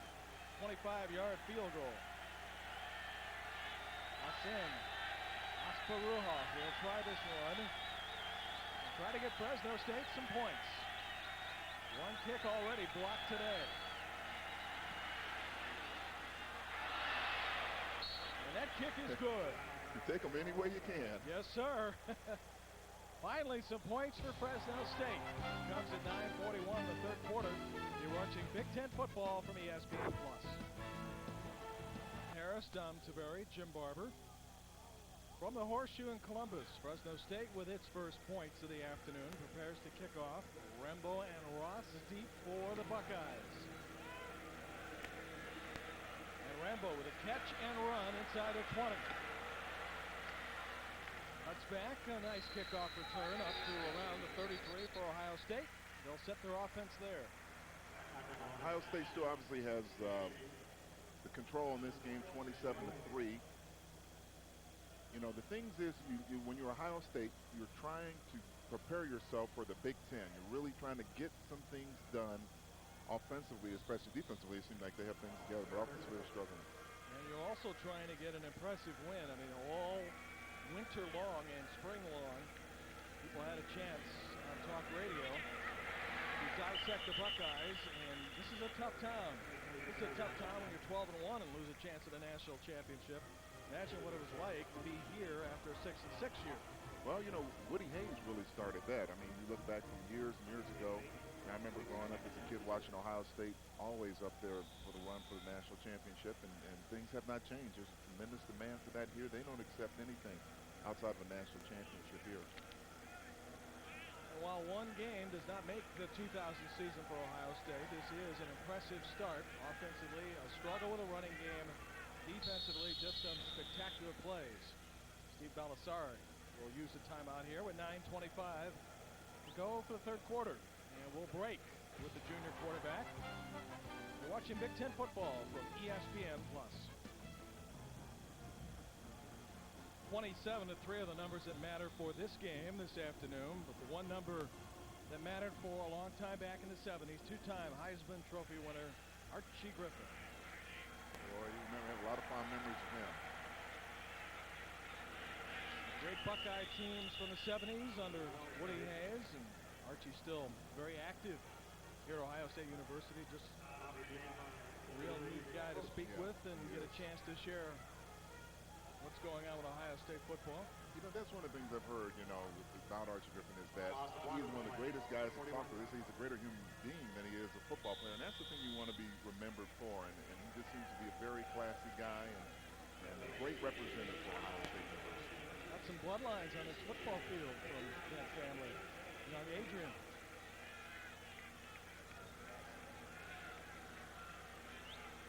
And we were here last year when 45 got put on the shelf.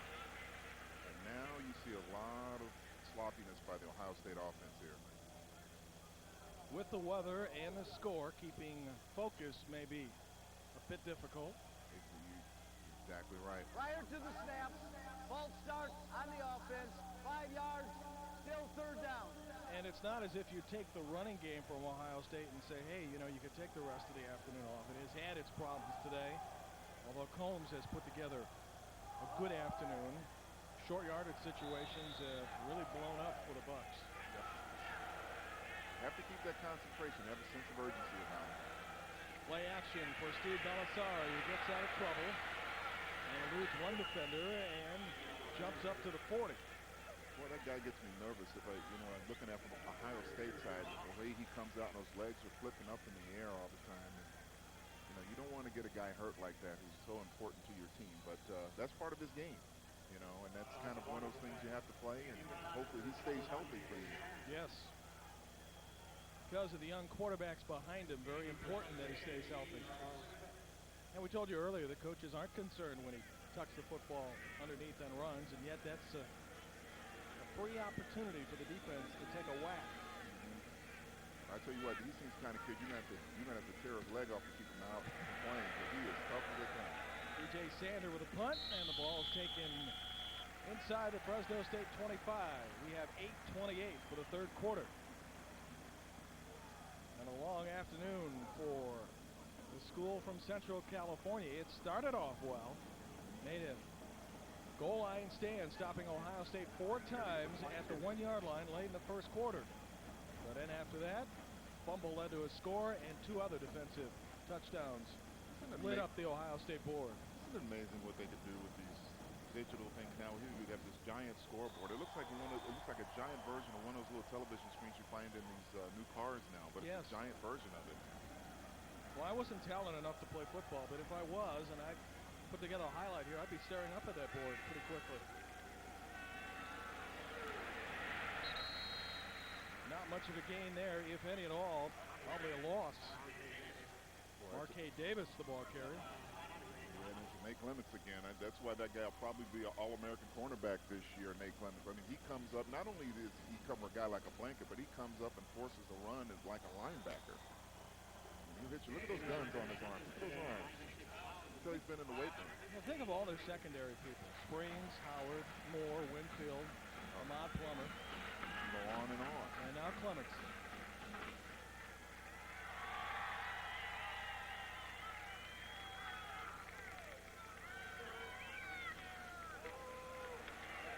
Looked as if he was checking off, and they go with a simple run play that nets nothing. The president of Ohio State was speaking about the renovations here at the Shoe. That includes lowering the field some 15 feet. Had a chance to take a tour prior to the game, and it is different. Oh, yeah. One thing I noticed, we can sit down and see the field now. Before we had to stand up. The other thing, too, is more fans closer to the field, which John Cooper was telling us should result in a little more enthusiasm and rowdiness and making this place a real pit to play in. Of course, winning some games helps there, too. Off the screen. And Ward still carrying the football past the 45. More than enough for the first down for Derek Ward. Well executed play, but there might be some more problems in that play there. Mike Doss may be down for Ohio State. Here's another jailbreak play. Get Ward out there, big physical guy, runs hard. Clemson will try to turn it in, number 20. But a great job, great call by the offense of Fresno. Andy Ludwig did a good job there of calling that play. The thing you hope for Ohio State, as well as their defensive playing, that Michael Doss is okay, because he's going to be outstanding. Their secondary of Doss, Mitchell, Mickey, and Clements have been most active all afternoon. Have accounted for the 3 Ohio State defensive touchdowns, not to mention a lot of other stops on D. And it looks like Doss is all right. Well, I tell you what, that has to be a confidence builder for Fresno State, because they haven't been doing too much offensively so far, and they needed a play like that. They need to get another score. Don't worry about, let's try to catch them all at one time. Just get a score and build some confidence up. They still attend to Doss on the sidelines. Came out under his own power, but now stretching his arms out a bit.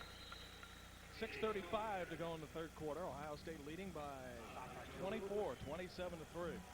The one danger about this situation is Ohio State, that they don't seem to be playing with the same sense of urgency they played with earlier. I mean, obviously they're the more talented team, but they need to keep that intensity up on both sides of the ball. What happens here? Fresno State has worked its way into Ohio State territory for the 3rd time today, and that pass caught by Charles Smith, who had a 50-yard catch and run earlier in the quarter.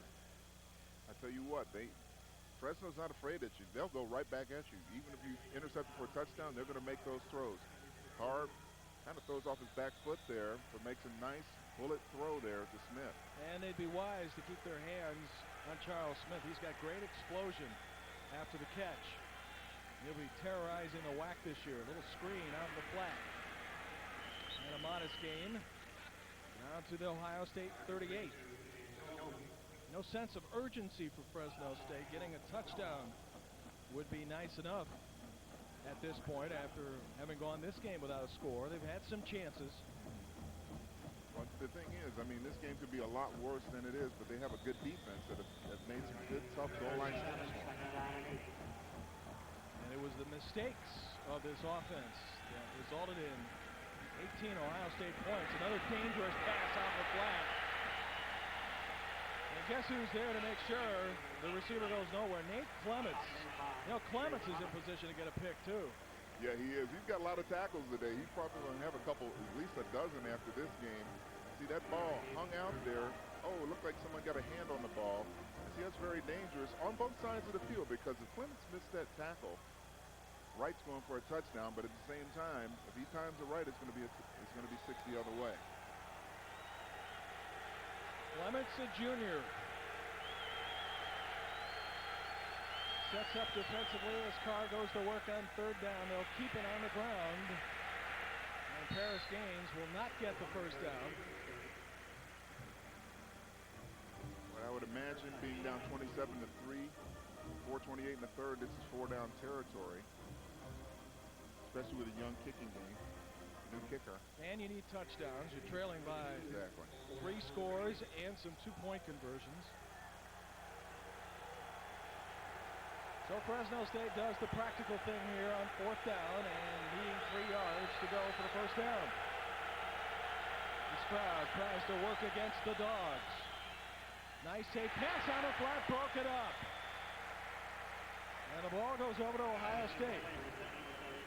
Hey, we haven't called David Mitchell's name in what, a couple of minutes? I'll tell you what, he's been the star today, haven't he? 2 touchdowns and a great 4th down play there. You notice almost Ohio State defensive backs, man, do they love to bring the leather. They love to hit. I mean, the corners, the safeties, everyone, they love to hit. You would think it'd be required reading here in Columbus for a guy in the secondary with their great tradition.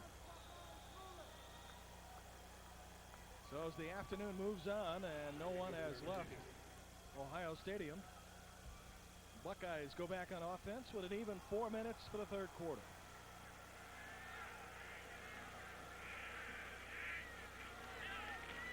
Blitz coming for Fresno State against the Ohio State run. And Combs tackled in the open field short of the 40. I tell you what, Dante Marshall's like, hey, I'm tired of getting blocked by Keon all day. I'm going to make a play this time, and he does, because if he didn't, Combs is down the sidelines. Fought off Keon that time and made a good play. And Combs working his way toward 100 yards in the afternoon. Getting the majority of the work today. Certainly the heir apparent to Michael Wiley's position at tailback. Belisari, 2 steps, quick throw, first down. Vanessa Provitt out of bounds. Nice little hop there by Vanessa. You see that? Mm-hmm. I bet she can dance pretty good. What's his agility here? What's his hop? Wow. He's still the one player they regard as a medical miracle on campus. Allie broke his ankle and knocked off 0.2 of a second in speed.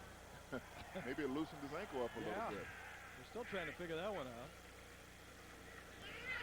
Belisari trying to hit his receiver Reggie Germany past the 45. It'll be 2nd and 10 with 3:09 to go in the third quarter. Well, this is an impressive day for Ohio State. After all the flack the Buckeyes took during the offseason, after 6 and 6 last year, Belisari has combined for over 100 yards with a pass and run. And the defense is taking over. Oh, goodness. I mean, this is a top-notch day for a defensive team. 3 touchdowns. 3 touchdowns in a season is not bad. How about 3 in 1 game? This time, Belisari to the other side of the field to Kenyon Rembo. And he slides right near the first down marker. Nice throw there by Belisari, because once again, I want to stress the importance of him getting confidence from throwing in the pocket. I mean, he's a very good thrower on the run. Oh, watch, he sets and throws. I mean, right in rhythm to Rambo. And that's the kind of thing he needs to do more consistently. I mean, he needs to get his percentage, his pass percentage out to like 55, 60% at least for them to be a very good football team offensively. And it's not a run-and-shoot offense, but what it does is get the short, safe plays. Ball picked up, and maybe Fresno State's going to run it back for a score. Ohio State has 3 touchdowns on defense, and the Bulldogs almost got there first. Huff, Orlando Huff returns it deep in Ohio State territory, and the Bulldogs say, hey, this isn't over yet. Yeah, look at Orlando Huff. See, he's not done. That guy's been playing the whole game like that. He's been, there's a bad snap there. Now, LaCharles Bentley, number 68, is the center, and he hasn't been in there a lot, so the heat might be affecting him there. See if he gets the ball up high enough. Well, it looks like the ball hit Belisari in his hands. Maybe he tried to take off a little too quick. Touchdown here for Fresno State would tighten things up as Orlando Huff, the senior from Upland, California, perhaps has put Fresno State back in the game. We will see shortly. Carr with a fakes. Looks for the 5-yard line. It is intercepted. It's Mike Doss with a pick. over and done for Fresno State on one play. That kills you as an offensive coach or as a coach. Joe Cooper comes in there, number 10. Watch Joe Cooper fly in there. Number 10, he puts some pressure, and you got to throw that. When you have that, you know, 1st and 10 deep, down deep, if it's not there, you got to throw it away. You have to be smart about that. You don't throw it into coverage. Now watch the pressure come up there again. Portland Bullard got up there pretty well. But see, you got to be smart, and maybe that's the inexperience of David Carr's first game over a year. What he thought, Al, is he saw a receiver open, but there were too many Buckeyes defending over there. You can't force the play. You got if the play's there or it's not. The 4th Fresno State turnover. Fortune in this game changing in a hurry as Fresno State's Orlando Huff picked up a loose ball and almost ran it in for a touchdown. Got stopped about 12 yards away from the score. And on the very first play, David Carr did a great job eluding the pressure of Ohio State, which should not have thrown the ball where he did. No. And see, a lot of times what happens after a turnover, you go right for the juggler and throw it deep or throw it long. And that was one of those things. You get that kind of pressure, throw it away. You have 2 more downs at least. Try to make a play. So the buzz in the stadium goes down a bit. Reggie Germany makes the catch, fights his way up to the first down. See, that's nice what you can do. When you get the running game going like Ohio State has it going now, that opens up the passing game. And that's one of the things the coaches reiterated to us over and over again when we talked to them yesterday in the meetings. They wanted to get some high percentage passes for Steve. They wanted to give him a lot of confidence, get that passing percentage up, make people defend the whole field. And it appears to have worked, although they had a miscommunication with the center moments ago that resulted in a turnover. Belisari does have a throw for a touchdown and has been pretty accurate for most of the day. Jonathan Wells picking his way through a hole, lost the football. But it appears Kenyon Rambo is there to get it back. Well, I tell you what, I'm impressed with Fresno's defense. Oh, this is a pretty good defense. I mean, their defense, they've been on the field most of the time, and they come up and deliver a blow. I mean, Wells here, nice cutback, and you're going to see someone fly in there out of nowhere and just strip him with the football. I mean, these guys are coming after it. Well, the Bulldogs have played almost 45 minutes of football with Ohio State, have allowed just 1 Ohio State offensive touchdown. And as hot as it is, you know, defensively, you really start to lose your energy, and these guys are getting after it. Belisari starting to dance his way out of trouble. Past 1, past another, past the 3rd. Hey, this is impressive. Wow. Gale Sayers like moves on that one. Broken field running. I mean, look at this. The great ability that he has to get out of trouble. I mean, he shakes the guy there. Another guy misses. He spins right there. I mean, and then he makes another cutback right here. I think he got gassed out for that run. Yeah, I think of Steve Young when I see something like that. Yeah, same number too. Belisari has pushed the rush yards for the Bucs over the 200 mark. Cascio, who has 1 touchdown catch, is on the far side of the field. The give is up the middle. For a modest gain, here once again, Don Tavera. Well, just chilling, so to speak, here on the sidelines with the Ohio State defensive backs, and they've had a big game. Interceptions, touchdowns, the defense playing good, but no big surprise. You know, the defensive backs coached by John Tenuta, now the defensive coordinator. How about this stat? Everyone that's ever started for Tenuta here at Ohio State gone on to the National Football League. Got some guys here that may be thinking about the next level, guys. Why not, Tom? Hey, those guys definitely have a chance to play at the next level. Just get them to open up. They seem a bit shy, Al.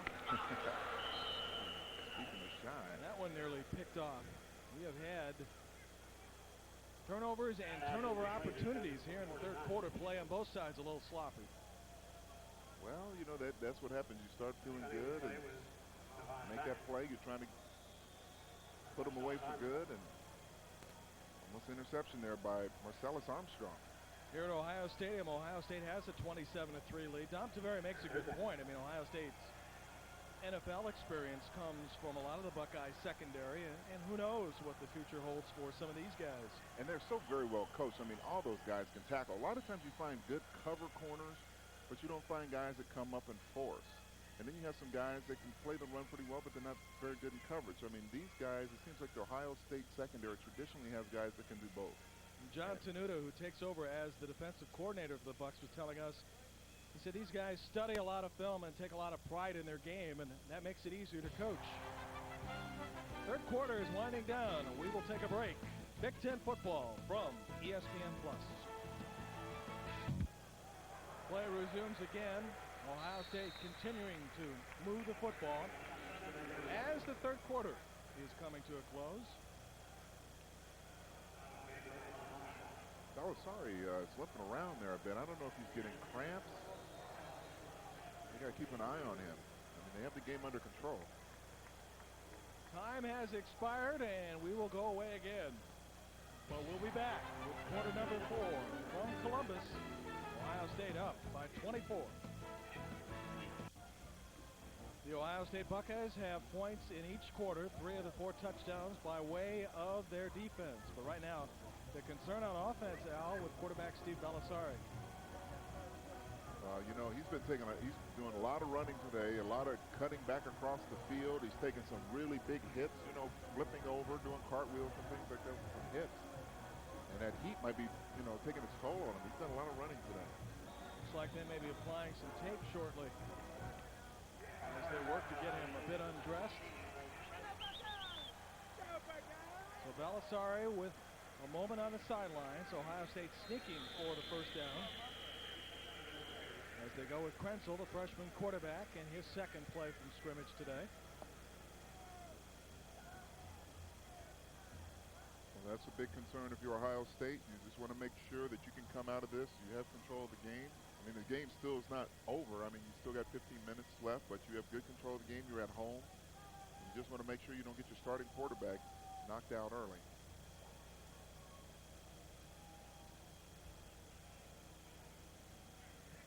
Bulldogs have made defensive stops all afternoon on 4th and 1. Not this time. It's going down to the sidelines, and here's Dami.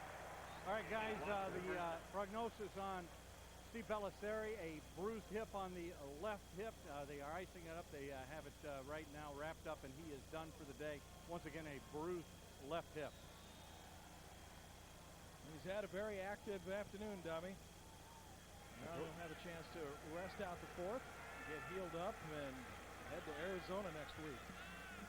I was kind of nervous him running out there a lot like that and the hits he was taking.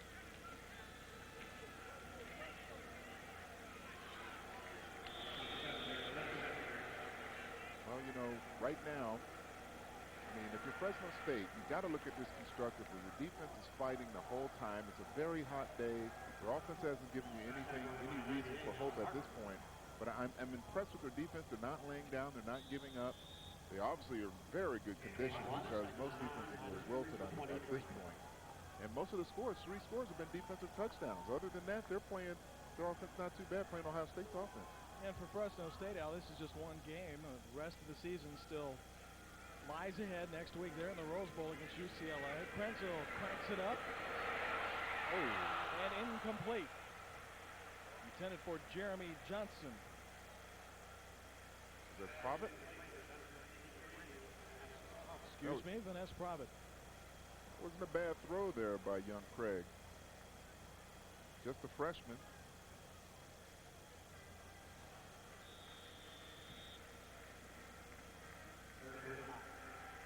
Well, you got a 3rd and 9 here. You got a young quarterback back there. You have him throw the football, or do you throw a nice, safe, little short pass? You have to throw up top and try to get a score. Well, he needs 9 yards.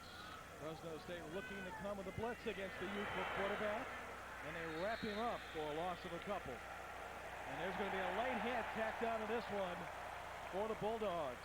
Well, they did the right thing with the blitz. They got to the quarterback, and then they compounded the situation. Oh, yeah, and that's what you want to do against a young quarterback is blitz him, but you got to keep your poise as well. See, they get good pressure in there. A sack. And see, that's unnecessary by Orlando Huff. He's been playing an outstanding game. You know, he's got a little bit too exuberant. As you saw before when he got that fumble recovery, he was After the play, personal foul on the defense, half the distance, automatic first down. Let's see, we've had 2 penalties for excessive celebration today. We had a punter roughed up on a kick. And now this. Got to control your emotions. This must be the first game of the season. Oh, yeah, you got to get all this out. Get all the rust out and let the coaches chew you out the next day. On the pitch, Westbrook's trying to run to the outside of the field. Hunted down as he gets out of bounds inside the 15. That's kind of pursuit. I mean, you could tell Fresno State's not giving up. And they keep playing. Right now, Ohio State, I mean, those big old line with all the hands on their hips. And now you can see how the weather's starting to take effect. Their guys are starting to cramp up. Game time temperature was 85 degrees, Al, but as Dom Tiberi was telling us, much hotter down on the field. Even with the natural grass, the humidity bumps up the 85 well above the 90s.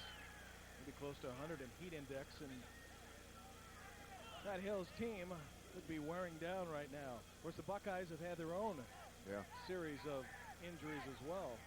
Well, you have to look at, I mean, these guys have been out on the field all day defensively, and, you know, after a while, that's going to get to you. And especially in this humidity, you're not used to playing in humidity, you're used to dry heat, and it'll take its toll. Well, both teams will play in the humidity and heat next week. The Rose Bowl in Pasadena, that's where Fresno State will be. Ohio State travels to the desert in Tucson.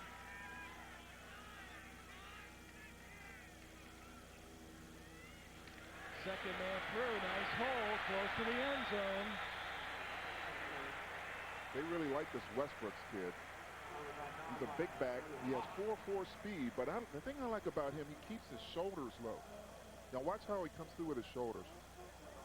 Nice and low, good body lean right there. You see him shake that first hit, the second hit, see him get those shoulders down low? You know, for you young running backs in high school, that makes a difference between getting stopped in your tracks or almost getting knocked out versus getting some positive yards. Keep those shoulders low when you're getting ready to take or deliver the blow. Well, the outcome of this game is not in doubt at this point, but getting a rushing touchdown for Ohio State, I would think would be pretty important. We have not seen that this afternoon. They have been stopped in goal line situations. And we have a penalty coming up against the Buckeyes. It may have taken too much time. Well, you know, Craig Tressel, he's a freshman, but he's known for being very poised. You know, he loves to stay in the pocket.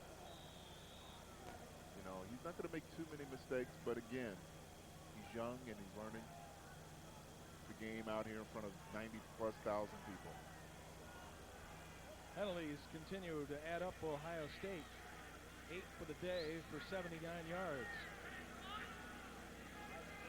A little more of the field to work with. Bulldogs finally get somebody off the field. They may have had 12 guys as Westbrooks carries the ball. And he carries it for no gain.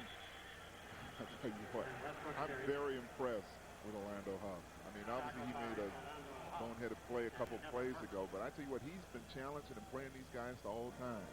And I love, that tells you a lot about a player. When you see they're down 27-3, I mean, obviously, unless a miracle happens, it's going to be very hard for them to come back at this point, especially the way their offense is looking. But here is a guy who's really getting after it.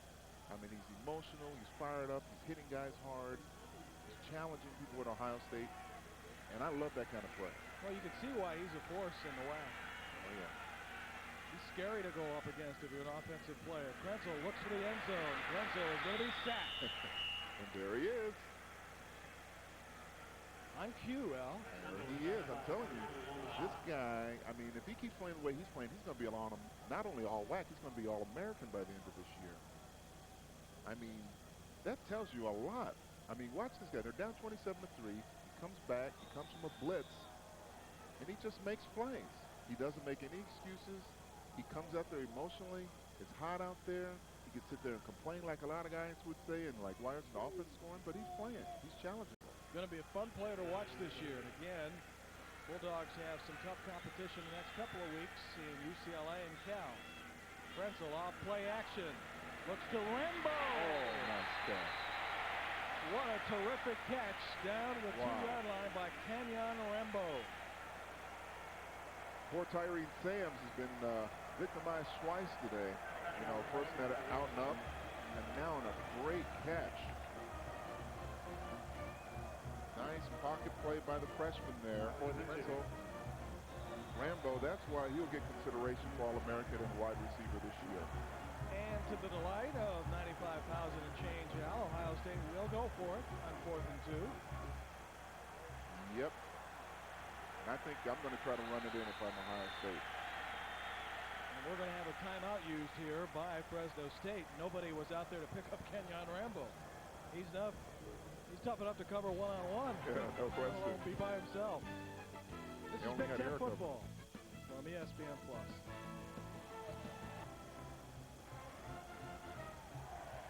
Ohio Stadium sun-drenched for most of the afternoon, covered by clouds now. Perhaps the threat of rain. Ohio State on 4th down, just 1 of 3, and stopped at the goal line in the first quarter. Tressel will roll and throw for a touchdown. I think that's coming back for holding. We have another penalty, however, and this will not be for excessive celebration. I think Cam Hopkins held Alan Harper on that play. Let's see if they spotted it. Pass interference against Ohio State. Couldn't see it on that play, but Hopkins came shooting up the middle, and like Cam Hopkins got it. So the touchdown called back.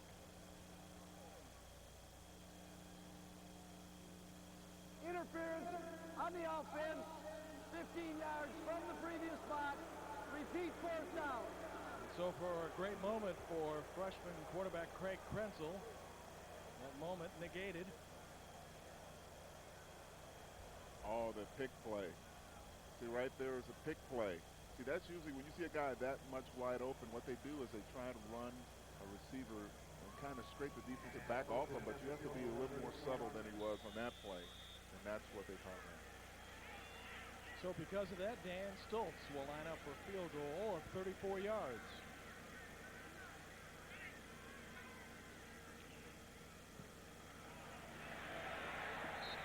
And the kick is good. Ohio State now with 30 for the game, and leading Fresno State by 27. Will continue from Ohio Stadium after this. These young ladies have decided they'd like to see some more football this afternoon. Little homemade tattoos they have there. Yeah. Wonder if their folks are watching. I'm sure they are. I'm surprised we don't see a sign that says send money. Yeah, that's a given, I guess, huh? Yeah. Too early in the year. Sure. Classes have just begun on most campuses.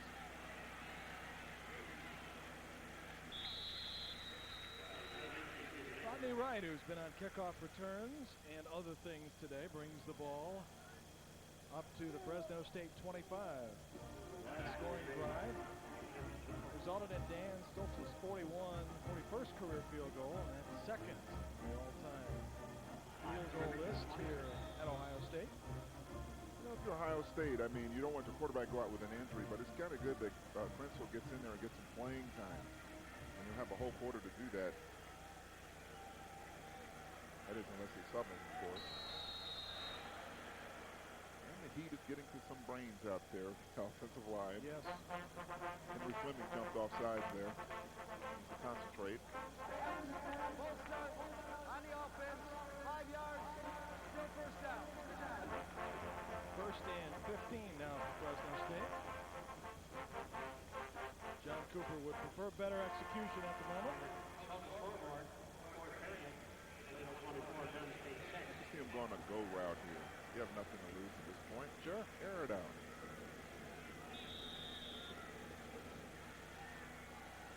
David Carr on his very first start takes a look around. Carr shoots one over the middle. Ball caught. Jeremy Johnson on the receiving end. Here once again is down.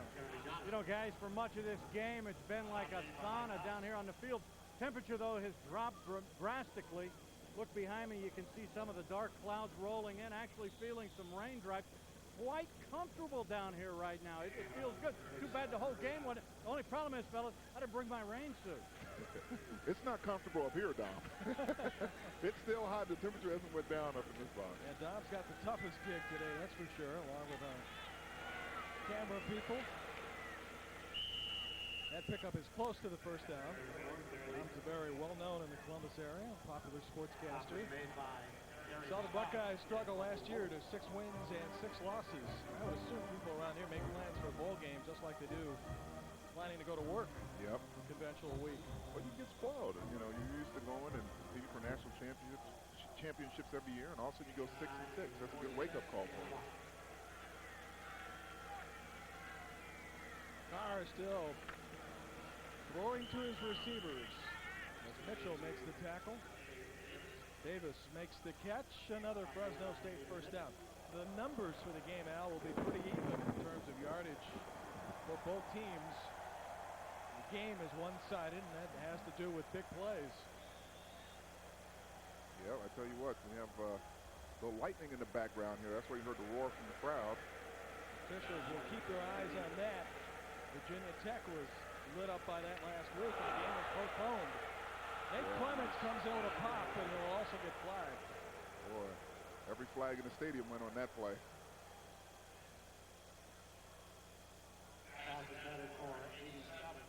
He definitely got there too early, way early, but he's aggressive.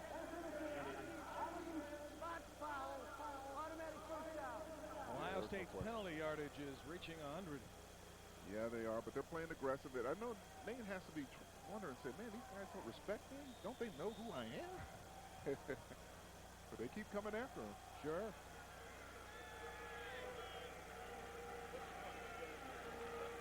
Carr continues to pitch the football, and that's yet another Bulldog drop. We've had a few today. Yeah, I guess, you know, when you see someone blowing people up all game like the Ohio State defensive backs have been doing to their receivers after a while, that kind of gets in your head a little. You got to concentrate, look that ball in. And this was not a play that decided this football game, but back in the first quarter, a drop by one of the Fresno State receivers when they were operating for their own goal line. Next play, fumble, Ohio State touchdown. Oh, yeah. And trouble. Looks to the sidelines, incomplete. Those are the things that a lot of people don't realize. You know, early in the season, if you're a team that's a big underdog like Fresno State was coming into Ohio State, you want to catch Ohio State in their first game before they start warming up and getting into their rhythm as a football team.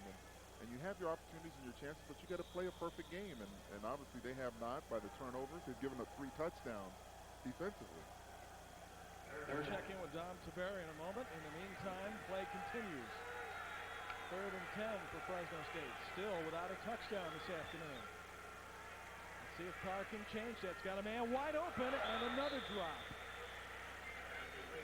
Let's go back to Dom Taveri. You know, guys, we talked about how this stadium's been refurbished, redone. They lowered the field 14 feet. The seats moved in. Take a look at this. Perfect. Front row. Used to be, if you were in the front row of the stadium, you couldn't see over the players' heads. You were looking at their behinds. Now this is perfect. You can sit, look over their heads, see the action. These are great seats. Can't ask for any better. And when this stadium's done next year, it's going to be so. They're going to add more seats up top. Beautiful facility. All total down $187 million in renovations. Ball caught again as Wright makes a diving catch just past the 15-yard line, and Carr got shook up. Yeah, he did take a shot there, but like Dom said, I mean, it's great what they've done in the stadium, and you know, I wouldn't want to stare those big players behind either. No. But watch Carr here. He's going to take a shot here, but he's going to get the pass off. Bullard puts a good hit on him, but they're playing. And watch this hit. Bullard drives him into the turf there. That's what you're supposed to do as a linebacker. You consider that field. Yeah, and you consider the beautiful arenas that this campus has with the new basketball arena, new within a matter of a few years, baseball stadium, renovations here in football. I mean, the support financially for Ohio State sports that's phenomenal. It is. And I tell you what, David Carr almost made a hero out of Joe Brown there. Joe was seeing nothing but green there. But the defensive linemen, they're not used to catching the ball. I know. I have a little experience with that. I've dropped a few picks in my day. So, you know, sometimes when we see the ball, our eyes get too big, and we can't quite get those big mitts wrapped around that ball. Fresno State not very much in the zone today. Has a field goal to show for it. And still looking for 6. Still have 9 minutes to go in this game.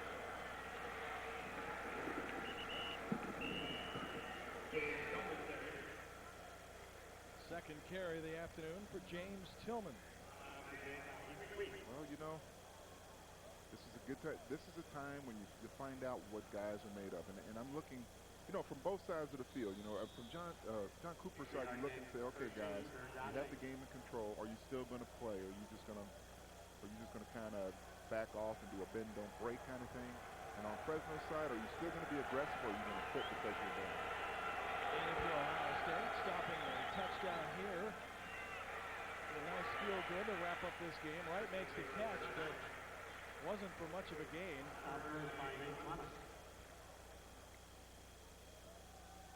Buckeyes allowed a lot of points last year against Wisconsin and Illinois, to name a couple. You know, you got 4th down, and a lot of times tight ends can be really effective down at this part of the field. You know, you spread the guys out and let the tight end go to work on a strong safety there. And it would be nice if they could get a tight end down the seam somewhere. They've got a pretty good tight end, Jeremy Johnson, 85. He's got a couple of catches today.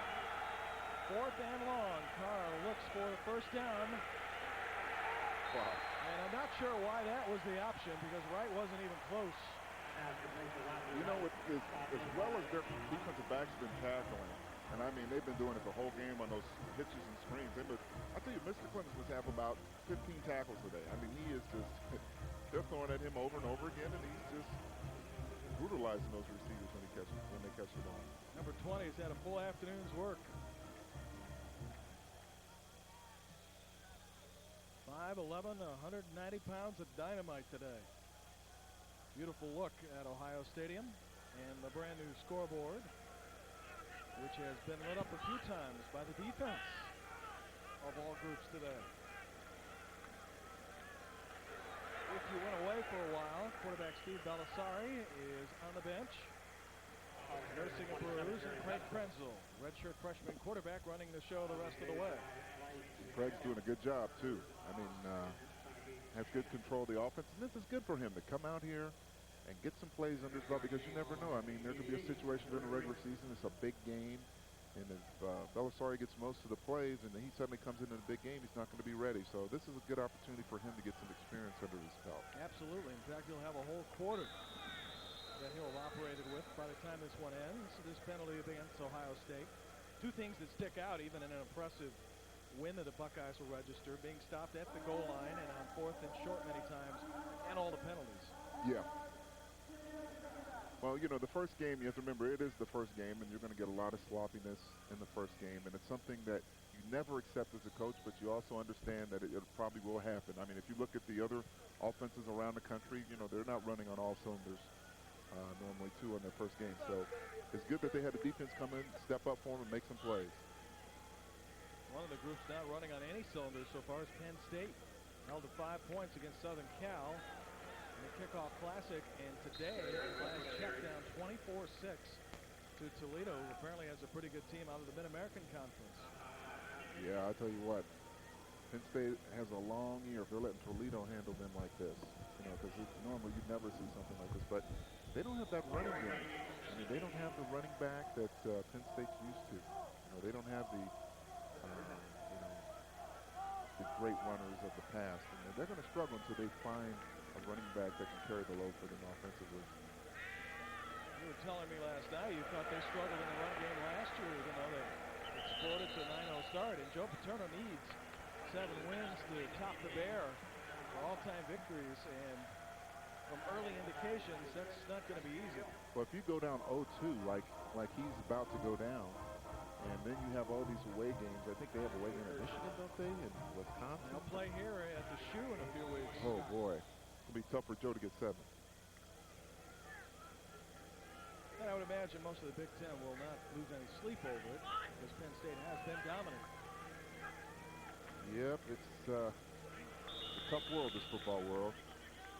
But Ohio State, you know, when you look at them, even though this hasn't been the best played game from an offensive end, you have to feel good that you got a good, convincing victory. And how about that? 24-6 Toledo. Penn State, with just 11 points for the season, starts 0-2. Now, Paterno's teams have taken a pretty significant dip in the past. It's happened at least on one occasion. But to lose at home by 18 points to a school that the Lions were expected to dominate. The Rockets came in. Can you imagine the party that's going on in Toledo, Ohio tonight? oh, yeah.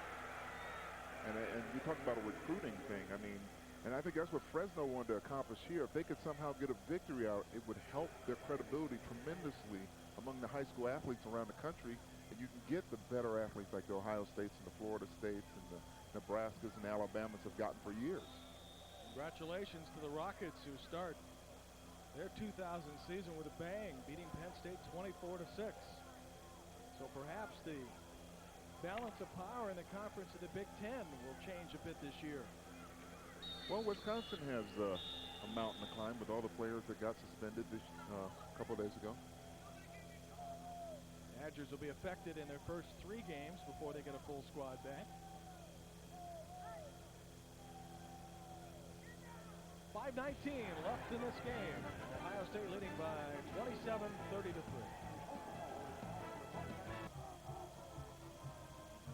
Ohio Stadium continuing to clear out as this one in hand for the Buckeyes, who will start off 2000 with the most impressive defensive show. 3 touchdowns by way of the defense. And it held Fresno State without a touchdown. Tressel winding up and throwing long for Drew Carter, the impressive freshman who wears 82. And the kicker, Dan Stoltz, was down there trying to get a pass interference call. Of course, he was off the field, but Tyree Sanders played him pretty good on that. I mean, he stayed right with him. The fans didn't like that call too well. They thought there was a little bit too much pushing down there against Carter, but I thought Sanders did a good job. Carter appears to have a pretty good future here at Ohio State.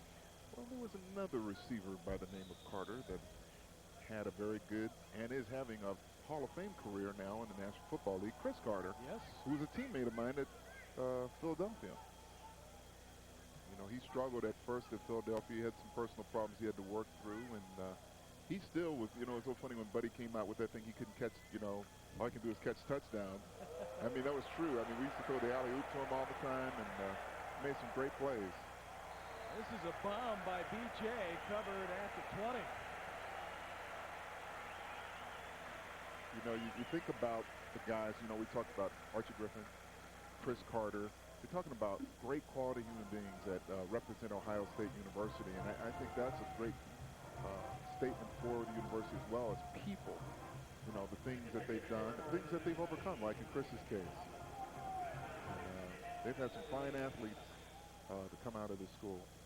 And the one thing that impresses you, I guess a lot of things impress you about Ohio State football, but a lot of these guys come back here on campus. Many come back to work out and stay in shape, but to keep the rapport with the community and help the young guys that are coming up. Yeah, I was amazed by that when we talked to John Coop on that. Oh my gosh, a 4th touchdown by the defense. Put this one in the Hall of Fame today. Wow. Matt Wilhelm, the 3rd-team middle linebacker. Might have been some, they're celebrating like crazy again. Will they get another penalty? Hey, they deserve it. 4 defensive touchdowns today. I've never seen this. I have to be honest with you, I haven't seen it either. I mean, I don't know what the record is for touchdowns by a defense, but there's still almost 5 minutes left. This one in the Guinness Book of Records before it's over, I think. Well, this is nice because when the teams watch this, they're going to be thinking twice about their defense. People will be a little afraid of the Ohio State's defense, seeing them capitalize on all these opportunities. And knowing Ohio State football fans, as many of us do, there'll still be some of them complaining about the offense. And the offense has work to do, but still, this is one of those once-in-a-lifetime games for a defensive unit.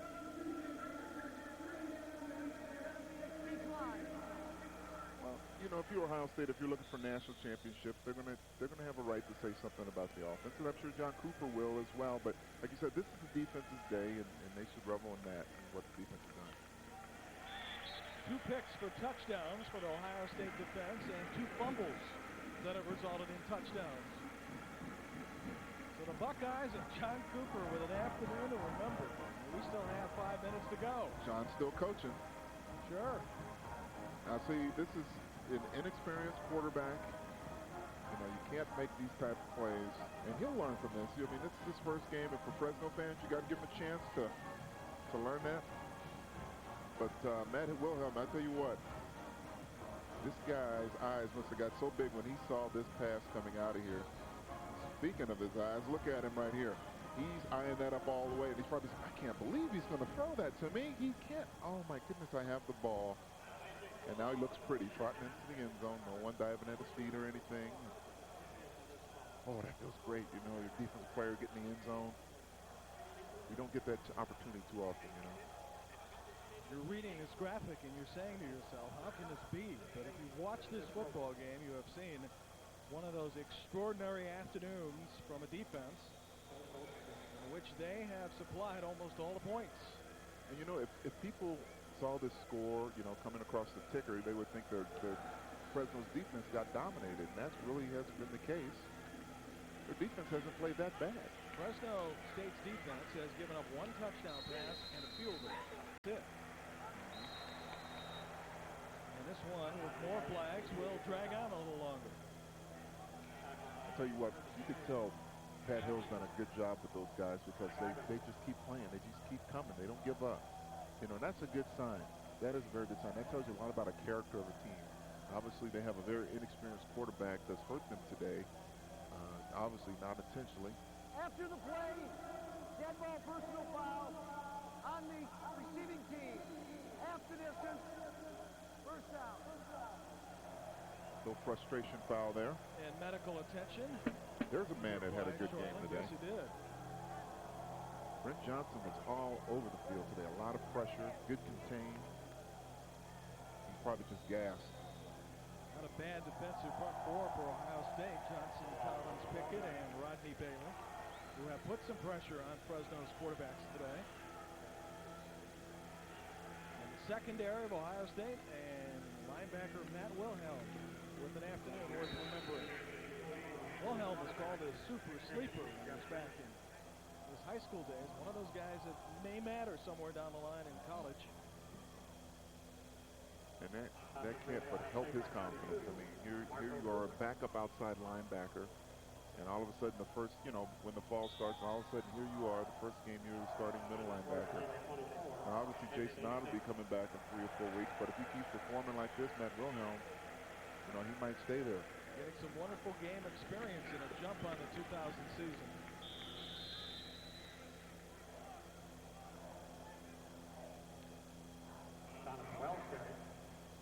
Fresno State working with their second quarterback of the afternoon. Ohio State has used 2, Belisari and Krenzel, Jeff Grady from a pretty part of the world, Huntington Beach, California. Well, you know, here's a chance for young Jeff to get established a little bit, playing at Ohio State. David Carr obviously hasn't taken this game by the throat yet. I mean, he's kind of, you know, hasn't really done much. And maybe this guy can get some confidence from the coaching, possibly get a start. You won't be able to find a football coach, Al, that enjoys seeing turnovers. But this afternoon has been extraordinary in a lot of ways to have that many turnovers result in that many quick scores. Yeah. For them. Yeah. Turned into touchdowns No immediately. I mean, you know, I can't remember the last time that I've seen 4 defensive touchdowns. And you came from a pretty good defensive unit in college. Yeah, we didn't. I remember we got 9 interceptions in the game. But I can't remember. 9 in one game? Yeah, against Utah. Really? Yeah, that was our team that was defeated that year. Oh my gosh. We're 12-0. 9 in one game. Yep.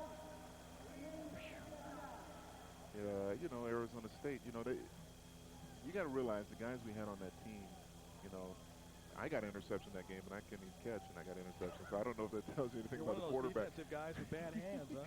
But we had Mike Haynes, who's now in the Pro Football Hall of Fame. He was a great one. Back. We had Larry Gordon, who was a #1 draft pick of the Miami Dolphins. He died tragically running in the desert, training for the Dolphin training camp. He was only 28 years old and had a valve in his heart go. Now, answer this honestly. Was Mike Cush impressed with the 9 interceptions?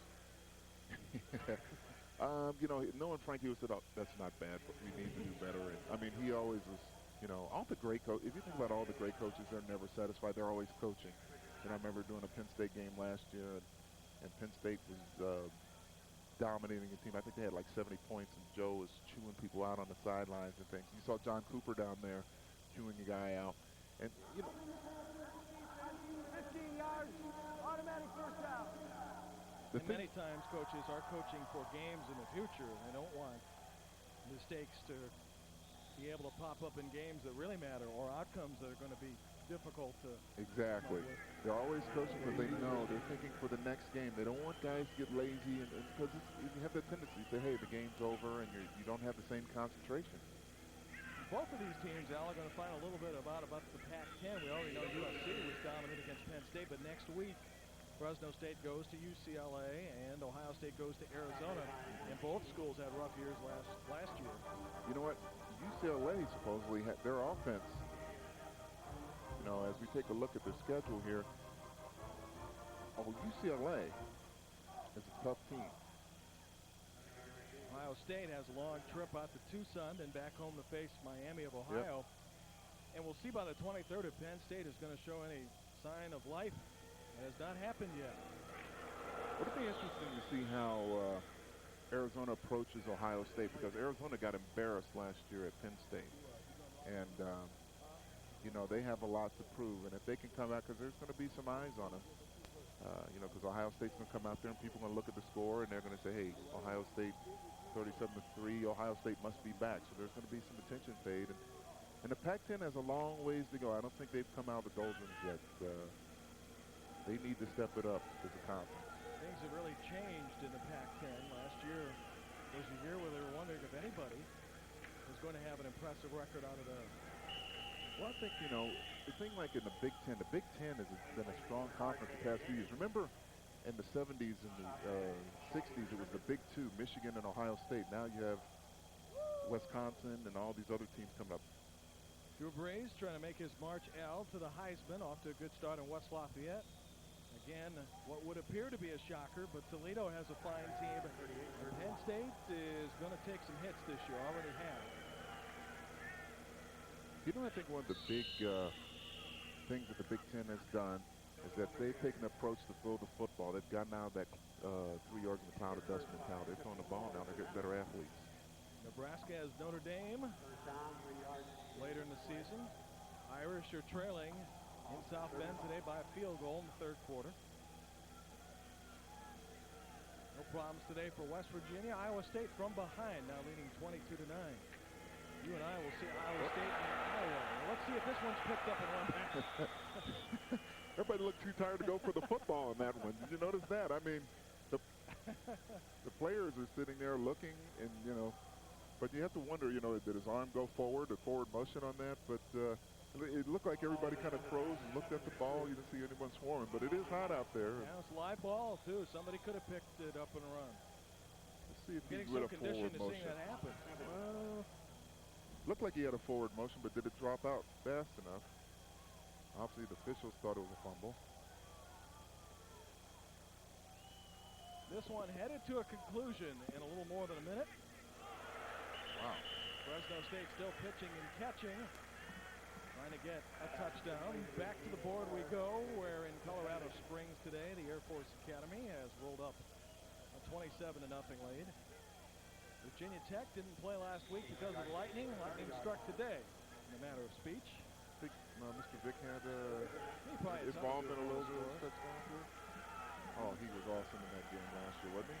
Against Florida State? No, he was terrific. I thought for a moment, when they took that lead late third quarter, fourth quarter, that we're going to see a shocker, but Florida State had too many weapons.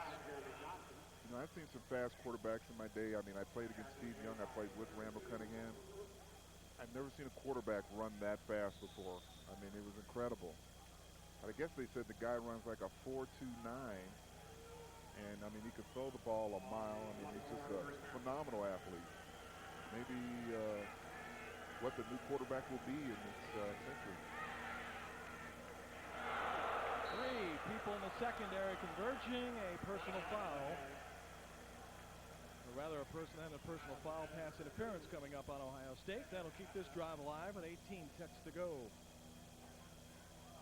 Tell you what, you get a lot of guys coming in as backups. You know, they're coming in there excited. They don't have the timing offensively and defensively sometimes, and that's what happened with the defense there. Ohio State well over 3 digits in penalties. On the defense, 15 yards, automatic first down. Still much work to be done for the Buckeyes, who will win convincingly. All things considered, after last year's ending, 3 straight losses, no bowl games, 6-6. This is a pretty good way to start the year. This is where you start. A victory is a victory. That's what you're going to get, one at a time. And those still around will try to help the Bucks keep Fresno State out of the end zone. So we have a little drama still remaining. Wow, run? Fresno State still has 3 timeouts, or rather 8 timeouts to work with, and we'll use it now. They had a couple of seconds tick off there. So no timeouts remaining for the Bulldogs, and 9 seconds to go. Probably a couple of tries to the end zone. And you know the ball's got to go in the air now. The way Ohio State's defense has been playing, I wouldn't be surprised to see another guy go the distance for an interception or a fumble or something. I mean, it's almost like you're expecting it now. They've had so many plays defensively. If that happens, Pat Hill of Fresno State will probably run after him. He has seen the Ohio State defense scored 4 touchdowns today. And that's something that Arizona's going to have to think about. They definitely have to think about that. As I said, this is a very opportunistic defense that can score. Big plays, and you see that a lot in the past from Ohio State secondary people. You've seen that today. This is the fans getting into this. Sure. To the end zone, and that'll be a touchdown, and Fresno State gets its first TD of the afternoon with 5 seconds remaining in the game. Well, you need something positive to take in the next week's game, and they finally got one. Jeff Grady to Marquez Davis. Marquez Davis did a little out, did a little in and out there. Went to the inside and went back out. Got some separation for the quarterback to make a nice throw. So a bit of a consolation prize for Fresno State, a score here with almost all the game done. And for the sophomore quarterback, in for David Carr. Touchdown late in the game. Bulldogs tack on the 10th point. Well, I think it's going to be another thrilling year in the Big Ten. I agree, and with Penn State, for the moment, being down, and you know Purdue's going to be good with Breeze. I was just thinking of Purdue. Michigan and Wisconsin could have very, very exciting seasons, depending on the Badgers return off some of the suspensions they received from the NCAA. Minnesota had a great year last year. Illinois, Illinois. Don't forget about Illinois. Opened the Big Ten Conference season. And here in Columbus, I'm sure there are a lot of people saying, thank goodness the tradition is not gone. Perhaps this will be a special year for Ohio State, certainly a lot better than last. Yeah, you know, when you lose, there's the players you can see, and they're all happy. You know, you have 3 losses in a row to close out the season, and we saw some games that, quite frankly, Ohio State should have beat Michigan last year. Yes, they should have. And there were some other games that they were close, and they couldn't close it out. And it helps to get that victory. You know, you don't want to, and especially one like this, you know, offensively they got a long ways to go. Defensively, you don't want to get too cocky because you're going to play against better teams in Fresno State. So you have to keep up your intensity, but that's good for them as far as seeing what they can potentially do this year. Obviously, they're going to have to carry this team so the offense gets totally on track. Yes.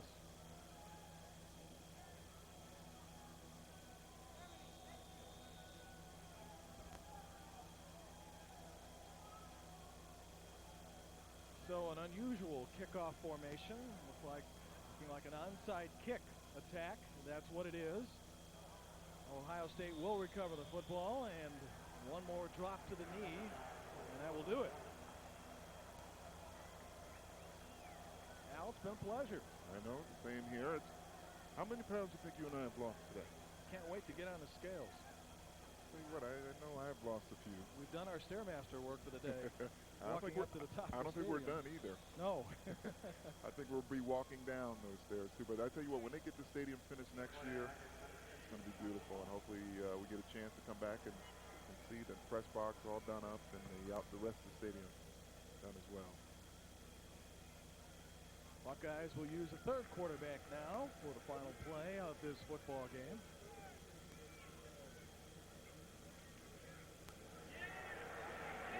Well, this is looking for a touchdown. How about that?